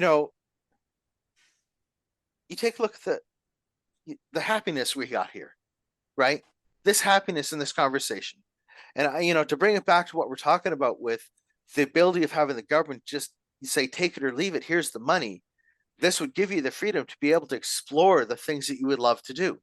Exactly. Like what Ellen's doing, to be able to go explore photography or explore going and singing or whatever, or doing art or whatever it would be, would allow you to explore, becoming a better human being. Well, I can tell you this, if I won the lottery, Canada I know you'd be spending $1 million in camera equipment. No, well, yeah. I'd be calling people going, I got a problem. Is there a meeting for this? Well, MJ's made a good point though with that, Ellen, because you could explore so many more options with your interest with your camera, with your gear. You could travel across the country, take a photography, shoot up different sites and I'd re-get my passport and that thing would be stamped so bad it wouldn't be. That's what I mean. Like, yeah. It'd be options. Exactly. You could take a week and go to here and take pictures and you could go and have, it's like take a couple of weeks, as it were, save up, go across, go to another country and just start taking photos or you could explore the world. I mean, the ability to go, the problem we have is when the government goes and designs a system to keep you so limited and keep you down, I mean, I shared a while back on Twitter about when they went and actually handed out money to people and actually did these programs, people's depression went down. Now, here's something to think about. For a lot of people that are depressed, because they're, in such legislated poverty, they're ending up in a situation where they're so depressed, they're taking this medication that's covered by the government, that's being paid to these pharmaceutical companies. And if they actually had a little bit extra money, if they had that money, they'd be a lot less depressed because they have a lot less stress and a lot less worry. They wouldn't have as much worry. The healthcare system, and it would increase with increasing their happiness and lowering their stress, the healthcare system would see up to 25% decrease of people going into into the hospital or into emergency rooms or dealing with healthcare crises of depression and suicidal attempts, because their lives would be a lot better. And, one of the things that I talk about with my idea is this could be used also to go and deal with the Divorce Act, where people go and file for divorce. The UBI for the children would go with the person that has the custody. Problem solved, right? There would be no more spousal support. It would also, derivatively, help out men from losing their driver's licenses, because this is what they like to do with people that get behind on their child support and spousal support, is they take your driver's license away, making things even more difficult. This is a level of lunacy that we currently have. It's a punitive platform. Exactly. It's the lunacy that we have in our system that is legislated into our system can easily be legislated back out. And that's where it changed. Yeah, exactly. I mean, and this is where so many changes that can easily be done. Yeah. I wanted to. I mean, I've gone through all of our podcasts recently, and I added some more keywords to some of them and stuff. So I've actually gone through and rewatched all of them again, and it's kind of been nice because I've kind of gone through some of the topics we covered, and one of them we touched on in one of the earlier ones was we talked about throwing a stone in a pond, and I didn't tell that joke in episode 19, by the way. And if we just take this one call of the four of us, like you are a stone, Brent, I'm a stone, MJ's a stone, Ellen's a stone, and we're all throwing our stone in the pond, and we're all creating a ripple. And the government doesn't acknowledge that. And I think that's sad, because they only acknowledge, how much money are you earning at a job that you can pay taxes. They're not accounting for that ripple that we're, I'm creating a ripple, you're creating a ripple, MG's creating a ripple, Ellen's creating a ripple. We're all creating that ripple, and we're making a difference. And the government's like, so what? It doesn't matter. Right. And they don't realize they throw a boulder in this pond, and the ripple effect of their boulder is an effect on our lives is even worse. Well, it clears out all the water out of the pond. Eventually, it becomes like a. I think that's just sad that we've lost sight of the. I've talked about human rights tribunals. The problem with human rights tribunals is they've lost sight of the fact that human should be at the center of it. If you take human out of human rights, what do you got? Nothing. Exactly. Yeah. So I would just like to say that I didn't tell that joke in episode 62. I don't know what it was. It wasn't me. Didn't say. No, it was. I think I was the one that said it. You're right. And going back to what you're saying, Neil, is my idea with this UBI that I propose is the ripple effects. Is you solve the problem with people that are on welfare or disability. You have solved the problem with people that are, having to go and make a choice to be single versus going and finding a relationship, because of the disability rules and how to go and put you out, or where, it goes and a father loses his job, then he loses his license, then he becomes homeless, then decides to end his life because of the circumstances of events. He just says enough. He has enough. He ends his life. And I've heard stories about this time and again where it's getting worse. It's getting worse. And this is where my idea of the ripple effect is, like, you got government saying for people to get injured on the job, oh, you're well enough to go back to work, but they're not. And then they go, well, we'll just cut you off of WCB. Oh, because the ripple effects of the because pink unicorn. You're not serving the wealthy. Right. Yeah. That's the mentality is when a guy gets injured at work and he's being a construction guy or a plumber or whatever, and he's on leave because he hurt his back or whatever, and they get to a certain point and they're going, you know what? You're not out there digging ditches. and we're not making money because you're not out there digging ditches. So we're going to penalize you for it. Or Yeah. if, Yeah, I remember a time, Alan, on the WCB. I had gone through rehabilitation through WCB, chiropractic treatment, physiotherapy, and of course, no doctor that I even seen. Like, I mean, I had to see a doctor, through the treatment, ongoing, and of course, behind the scenes, oh well, they made a decision saying, oh well, you're fine enough now to go back to your previous employer. I go, well, who said that? And the doctor says, oh well, it's the WCB doctors. Well, they're not seeing me. Well, no, they're going with the information. I go, well, they're not me. They don't know the pain I'm going through. And I said, so I'm not ready to go back. Well, they basically going to sign off on you to go back. I said, my gosh, like this system is so messed up, and that kind of goes again with what we're saying is that you give people, like, it's all that red tape, all that bureaucratic red tape, right? So you just give people like health stuff too. I love like what you mentioned, MG, because it's like you give people the money, they can make that decision what they want. You need it, it's there. If you don't need it, you don't need it. But I guess the one thing that I'd like to dive into here on a roundtable, and if we have a little bit more time, if that will continue on our next session, is the medical part. Like, so that if you give people the, all the income that they need, and they get it when they need it, and then the medical, they can still access that. I think that would be part of what people might be kind of wondering about too, as well. With so if I get a concrete UBI, what about my medical? Because right now, I think a lot of disabled people too are probably in that fear of thinking, I love this idea, but right now they're protected because their medical is covered under the provincial designation, and the fear of Maybe in my idea, I mean, what I was thinking was there would be a national health insurance, right? Program. You pay maybe $50 or $100 or whatever it is, right? And that would go towards, like, here's your card, you can go and get your pills, you can go and get whatever you need. If you need a CPAP machine, these things are covered, right?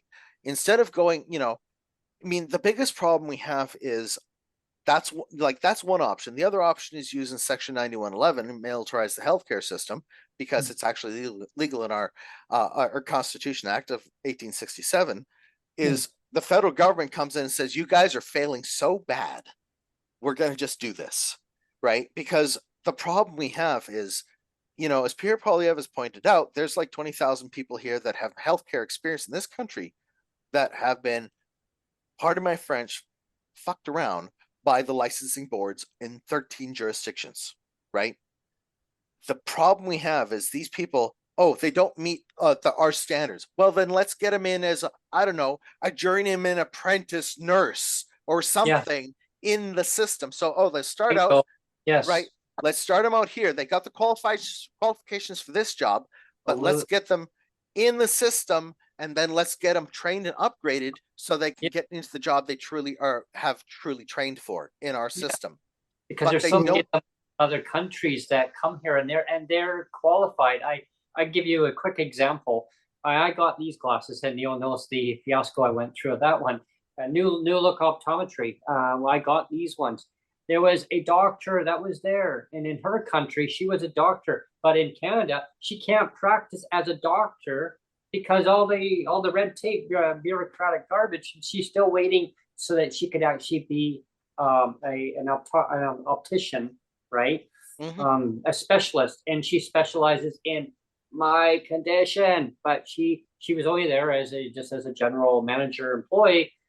But she knew her stuff, like she did measurements, this and that, and I'm like, oh my gosh, like amazing. So getting back to make sure they're certified so they can provide the expertise service in this country. Exactly. One of the things that really frustrates me, especially about ODSP when it comes to mental health, is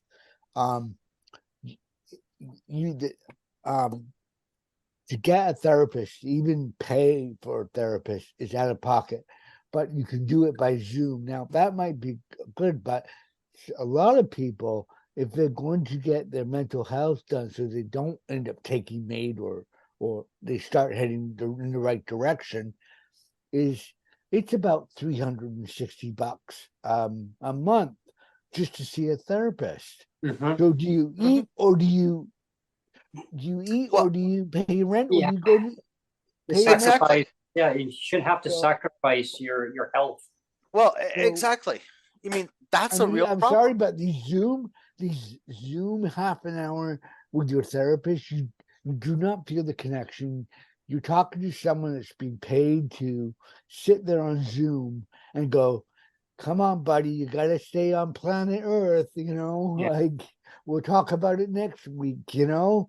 Well, And that's you're going yeah. like, yeah, Yeah, I'm it's always looking let's for. talk about let's come back to this next week and schedule another appointment, right? well, It's not yeah, about it's never that's like solving problems. yeah, that's like a dietitian saying, well, you need to eat healthy, you need to take this supplement, you need to do this, you need to do that, or a family doctor, Mhm. your iron level is a little low, so you need to have this and all these expensive items.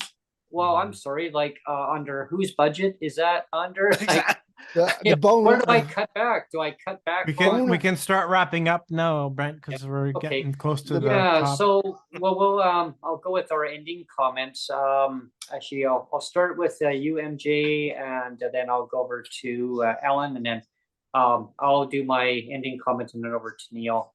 Yeah. You know what? I just want to say that when it comes to the solutions, it doesn't take a leap in logic to go and have a solution that would benefit everybody equally.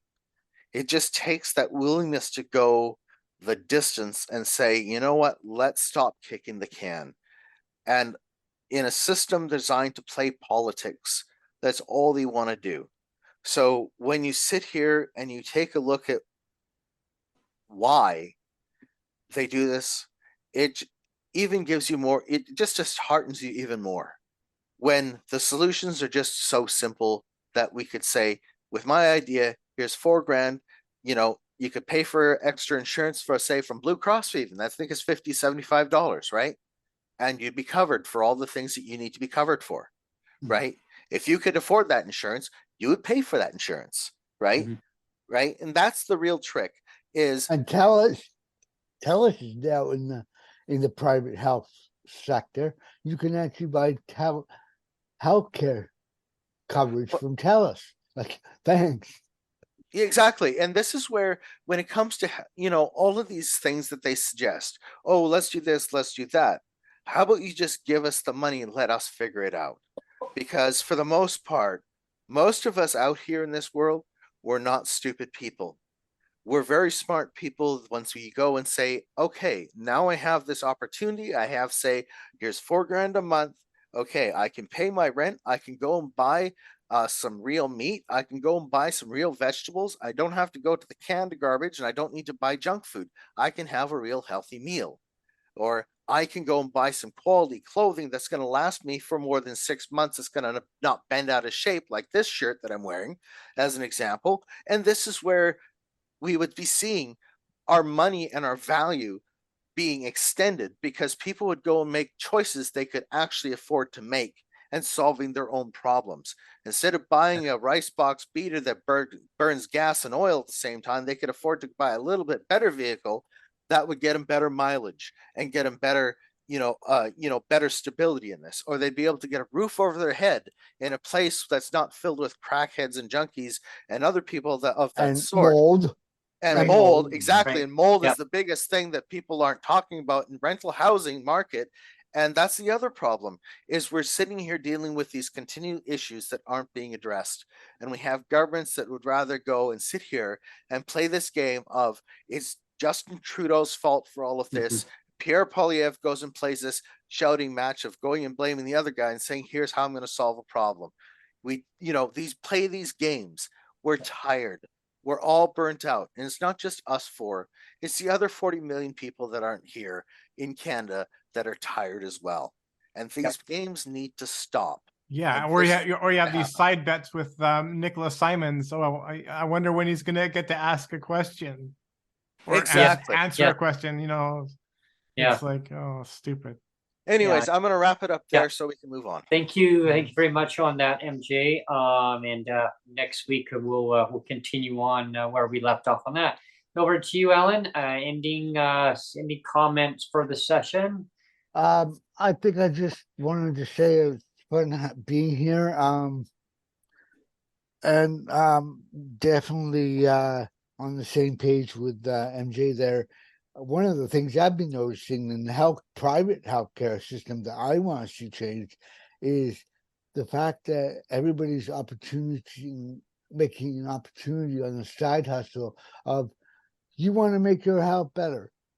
You want to stop your diabetes. There's a cure. Go to this link. And that has become a real cesspool. And it's something I'd like to talk about in the next one is how do we get to this point where this false hope is like this little flag being, everybody's like, well, they dangle the carrot, but what's the real issue is what's the stick? It's not what we all know what the carrot is, a better financial outcome, but what's the stick really?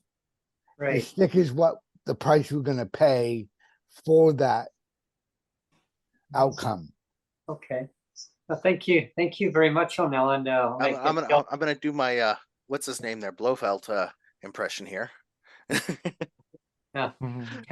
But Cat wants to join the party. You can get that. I'll make Neil to make a little note of that for the next session. We'll say diabetes. Just that maybe it might even get people's interest. They'll be like, oh wow, more people might tune in to watch the segment, and then they may want to come on to the show and talk about that too. And it's all sorts of things, right? Like I see on social media all the time. You want to get rid of all those medications and stop taking this stuff that's making you feel tired and sleepy, blah blah blah blah. Go to my link and Right. I will give you 5 things that you can take instead. And you're going, or they'll go like, these are the recipes I came up with, and I figured out if I bought this stuff, I could mix it home, and I would take one glass of this a day. See, the worst part, Ellen, is the medical disinformation and the health information is coming from all sides, including our own government, right? And that's the scariest part. Yeah. My doctor would never give me a straight answer about something. I was like, I've got this issue. You can give me medications, but what if I don't? What if I have a hard time taking pills? Why can't I just go and get something like a supplement that just does it naturally? Because right. And they won't give it. They won't tell me. I'm like, what are you in the pocket of pharmacare? Like, yes, well, yes, they are. Yes, they are actually. No, that They are. can't be it. Well, of course. I mean, so I'm gonna another day. I'm gonna put my ending comments in for the session too, and then I'll pass it to Neil. As an overview, I want to thank everyone on today for today's session. It was really wonderful as usual. It's always great. It's always good, and everyone tuning in today. As an overview, just to kind of summarize through the disability community across Canada, I want people to know that we're going to keep advocating for the people who maybe not, they're scared about speaking up. They're scared about maybe worrying that their voice is not being heard. They're not going to be heard. They are. You are heard. And I want you to know that we echo everything that you say, and then what your thoughts when you type them on Twitter or X. Elon wants to call it X, I call it Twitter, or whatever. But know that we're here. Like we're here. Like we're going to keep advocating. I mean, us and many, and not just us. Thousands, hundreds and thousands, million of us advocate in our own way. Millions. That's right, with an M. And we advocate, all of us, in our own way. And there's no certain way that people shouldn't be advocating. They advocate in different ways that they want. They talk to their parents. They talk to their neighbors, their the caregivers, whoever it may be, the doctors, their nurses. And they will speak on your behalf if you can't. If you feel that your voice is not being shared, I want you to talk to your MLAs. I want you to talk to your MPPs. MLAs. Everybody. Your city hall. Go and talk to your mayor if you feel that maybe your voice is not being heard at a provincial level. Talk to your mayor. Let your mayor know. Let your city council know what's going on in your life, what affects you. Like, is it local transportation that is not accessible enough? Because it starts on that point and it goes all the way up to provincial level and up to federal level, because federally regulated transportation needs to happen. And that's something that on the shows ahead, I'm not sure if it'll be next show or what, but we'll be talking about transportation for sure, because it's so important about having the funds to use that transportation. And that's what it's all interconnected with. I want to see Canadians with disabilities in Canada to be able to move freely amongst provinces without any barriers in place of having a hall pass, as I call it. And then Neil is like, can I pretty well, please? Can I go to the washroom? Brent, you know what? Go. Don't tell me about your problems. Go. You know, you're asking too much, Brent. Yeah, you're asking too much. I need 30 days. 30 days to go to the washroom. Oh, damn it. Just go. You want to be away for 6 months? You want to be away for a year? You're always going to have that income. Seniors can do it. And I guess my point is that seniors, you know, they can go where they want in the country. Why can't disabled people go in the country where they want? Maybe they need to go away to go and look after a loved one. Maybe they have a relative that's in another province. They need to go and take care of somebody. Maybe they want to go there for work opportunities. Maybe there's an opportunity. Maybe they're self-employed and maybe they want to do advocacy in another province for a period of time. Or maybe they want to be, like Alan has mentioned, they want to go and do some photography across the country. MJ, like you mentioned some awesome ideas too. Like just give people the money. Let people have what they need. You need money, go and get it. It's there if you need it. I mean, travel freely around the country, around the world. I mean, we're all human beings. And I want the government to understand that. Like, it doesn't have to be the way that you want it to be. Like, is it the gatekeepers that are stopping you from doing what you want to? You're advocating. You got some amazing MLAs, amazing any government employee. They're all amazing people. Is it? I don't know. Is it the stakeholders, the gatekeepers that are telling you all those are telling you not to do something? I know, and I'm not going to point names here. I'm not doing the blame game of government versus government. You know, I want you all to work together. That's next week. That's next week. But I want you to work together. And we're going to be talking about this next week on the topic because it's so important. And I've learned this advocating going forward. And I'm not going to say who told me, but it's about pointing government. A government official told me that rather than blaming previous government, this and that, work together. And it's like the PWD community. We're all working together in our own way. And I want the government to start listening to disabled citizens because we should be able to have the quality of life and dignity, the autonomy to make the decisions that are based on what's good for us. Because the policies, and it stems down to just policies within government that needs to be changed. Give people enough income that they can make these decisions, what they need is best for them. Their housing situations, is it housing affordability? Well, we'll be diving into a lot of these things next week and the weeks after. I welcome anyone to send in their comments. You want to be a guest on the show, please reach out to Neil Matheson, and Neil, he'll provide you with the contact information. I want you to subscribe if you want to keep up to date. I encourage you to please keep up to date on the shows. If you find this very interesting and you say, wow, hey, I'd love to be a guest on the show, reach out to Neil, reach out to myself. You can reach out to me at weatherman.langley@gmail.com. You can find me on Twitter. I'm still currently on Twitter. Elon likes to call it X. I call it Twitter. I will retweet stuff. Oh, he calls it repost or whatever it is. I just retweet. I'm on there because of her advocacy for myself and also for other people, bringing awareness. I advertise out the show stuff on there. So when I know who's coming up, Neil will send me the blurb. I'll put it out there for everybody. you can find me on Facebook. I do check my messages on Messenger, not all the time, but I do check them usually once or twice a day. So please reach out to me. You'll find me on your favorite podcast. Definitely, there's a lot of opportunity. Be a guest on the show. Talk about lived experience. If you know a family member who is wants their voices to be heard, please reach out. Same thing.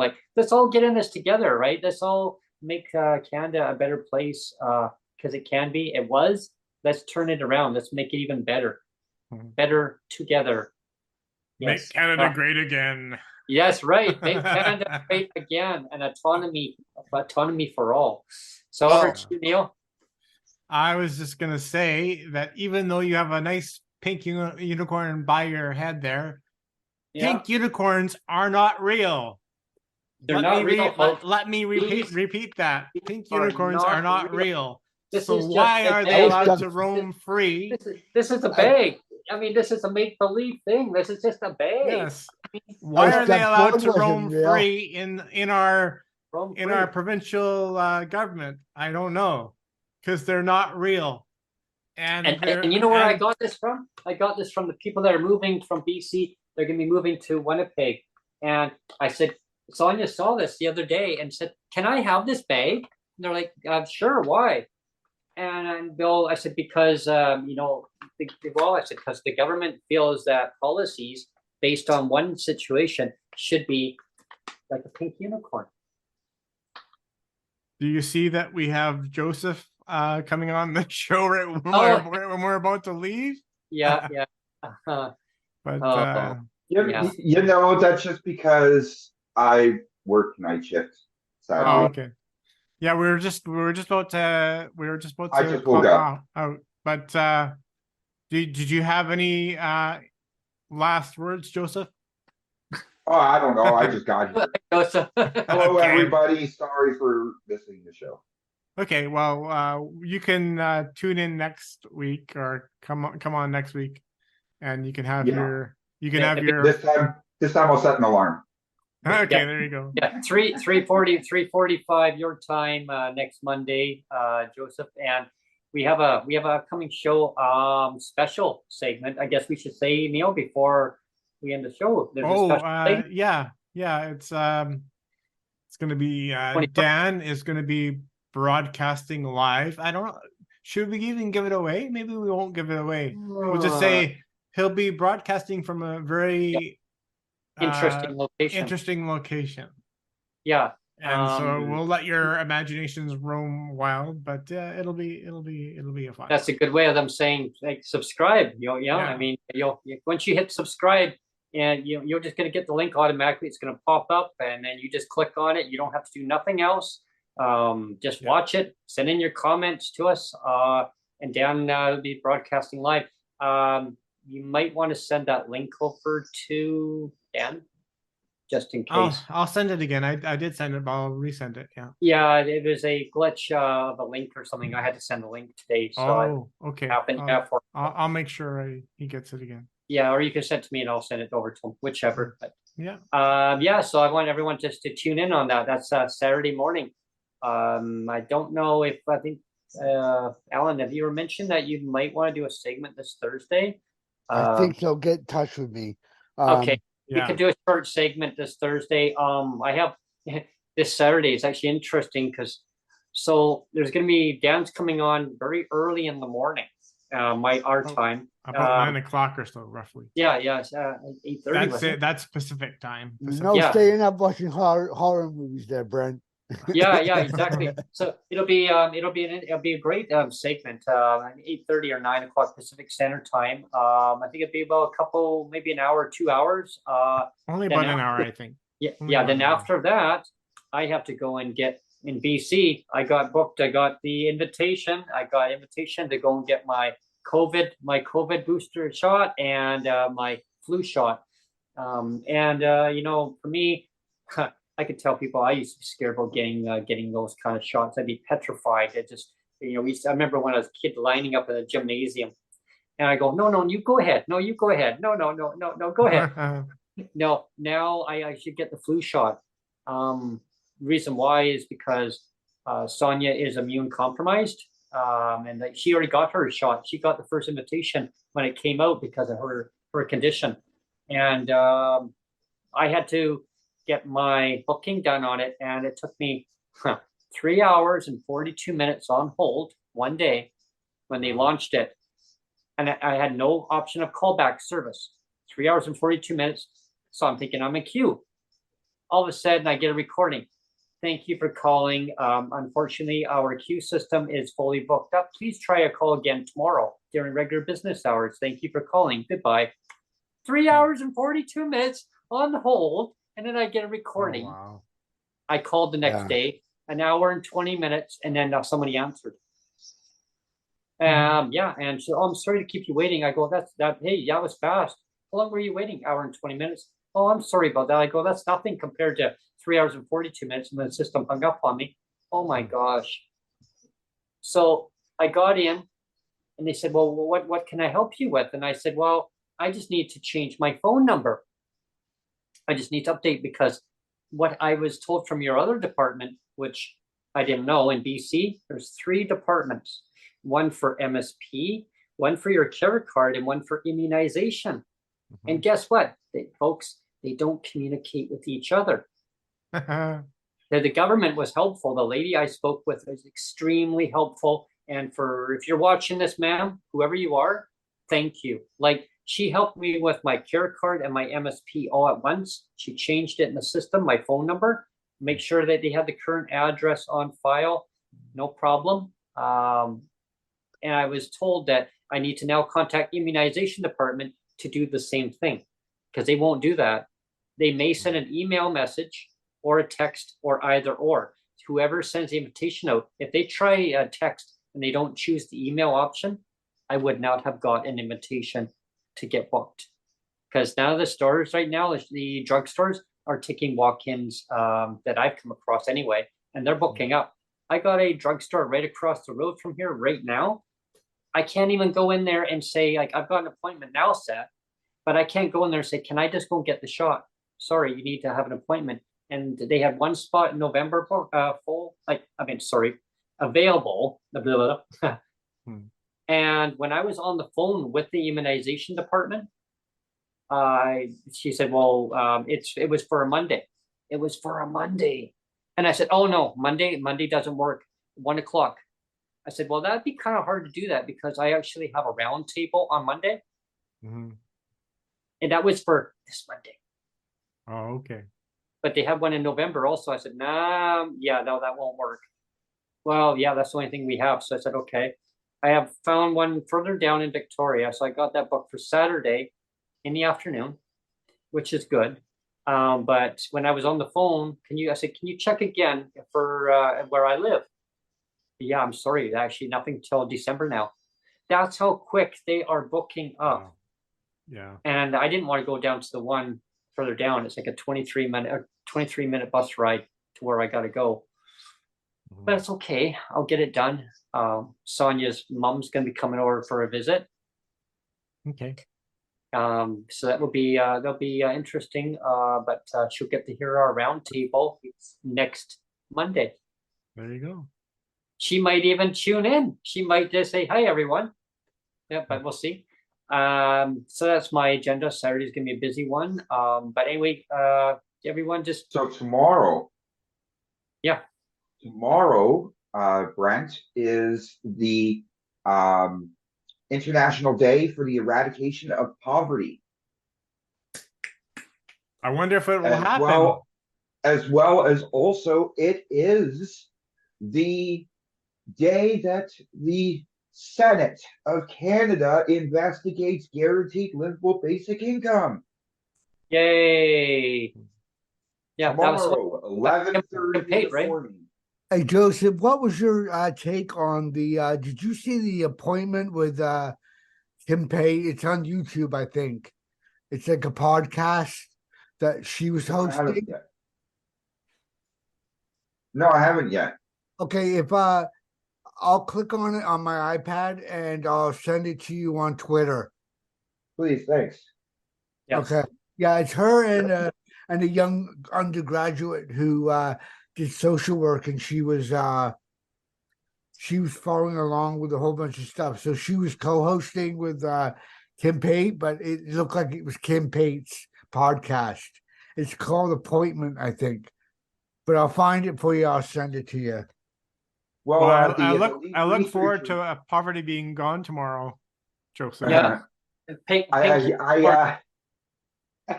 I see here that there's a new lead researcher involved in, like, the lead researcher for New Leaf Cash Transfer Project.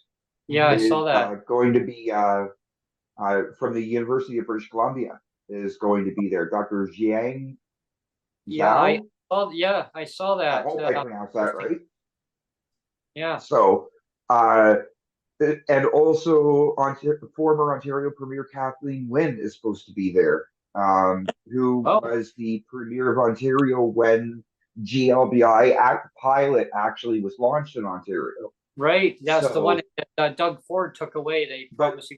Honestly, I've seen her news publication, like I've seen her news reports and stuff on GLBI. She doesn't even know what it's about, really. She just knows the headline points. Like, she's never gotten into the details. She's never sat there and debated somebody and said, this is what actually happens when this happens. You've seen a little bit of debate from Leah. You've seen a little bit of debate from Kim, thanks to us. Yeah. Right? Informing her, like the community informing them. But you don't see these politicians with any kind of, like, I miss the good old politics where you actually debated the points of it. Mm-hmm. Mm-hmm. Not just, he said, she said across the aisle. Yeah. I'm tired of that with Canadian politics. Honestly, the best thing that a politician could ever do in Canada is get rid of the banter in the House of Commons that goes back and forth. If you sit there and you ask a question on something like, what was the interest paid on the national debt this year? And you ask them and they deflect. You ask them a second time, they deflect. Then stop. Don't have every single member of your party ask over and over and over again until the point gets drilled down so much that the public goes, I really don't care anymore. They just say, the part I like the most in BC, where when they debate these some of these new basically some new legislation that comes in, like a lot of the MLAs, they'll have statements and they have a member's time where they can actually talk about it, or they do a first reading of stuff too. It can get very interesting, especially when they start talking about lived experience stories. I remember when they were going through their budget stuff and they were talking about stuff of, like, in their constituency of people having to make difficult choices and stuff. And I thought, wow, like, now they're talking about real people, not just at each other, and I wish they do a lot more of that across the board on so many other issues. Because, like you're right, Joseph. I mean, like MJ was saying earlier in the call, is like they need to change question period to answer period. And exactly. then stuff would actually get done. Yeah. So before we end the segment, Ellen, since I got you on right now, why don't we say Thursday? Does 12:45 work good for an hour? Sorry, what time? I mean 12:45 our time, so that's 3:45 your time. For an hour. Okay, good. And Joseph, did you want to do just a short segment at all on Friday? On Friday? Yeah. What time? Same time? We could do it at, I guess, Neil, is that good? At 12? It'd be 3:45. Same time, 3:45 till 3:45 till 4:45. What do you think there, Neil? That's fine for me. Yeah. Good for me. Sure. So Thursday and Friday we're going to do Thursday, Friday, and that sounds good. Okay. And then look, you're going to be busy Thursday, Friday, and Saturday, because I'm sure you're going to be doing your little vlog while you're going to get your shot on Saturday. Well, we have Dan on Saturday too, so Yeah, we've got Dan. it'll be Saturday. Thursday, Friday, Saturday. Yeah, we go. Thursday, Friday, happy days. That's right. Yeah. There you go. Yeah. Anyway, we got to get out of here. Yeah. I'm gonna Okay. bring the Hey, cane out. Yeah, kind of pull the reins out. No carrot there, everybody. Look at that. I show up late and then you fish me into a whole show. Look at There that, you Brent. go. Yeah. Then we There make you it go. to a whole brand new show. But Yeah. the spotlight will be on you on Friday, and Thursday we'll go back in time to Ellen. Thursday, same time, same place. Well, hopefully Friday I'll have more news on derb.ca and what Plus, what I think, direction we're going forward now that the two main petitions are closed, and Yeah. the only one that's running right now is the Pneumo Media one for Arise. Yeah. But I am looking. I'm waiting. I challenge any Canadian to go ahead and start a new DERB petition. I'll be on that right away. Yeah, and I'm looking forward to the any updates, or then we can talk. If there's no updates, we'll talk about exactly what's going on with that too. Sounds good. Well, thanks everyone for tuning in today to another great episode of the Roundtable on Canadians with Disabilities and Their Allies. Please subscribe to the YouTube channel that you're tuning in, and today you're watching it, flipping through, saying, hey, I came across this channel. This is neat. Subscribe to Neil Matheson's YouTube channel here.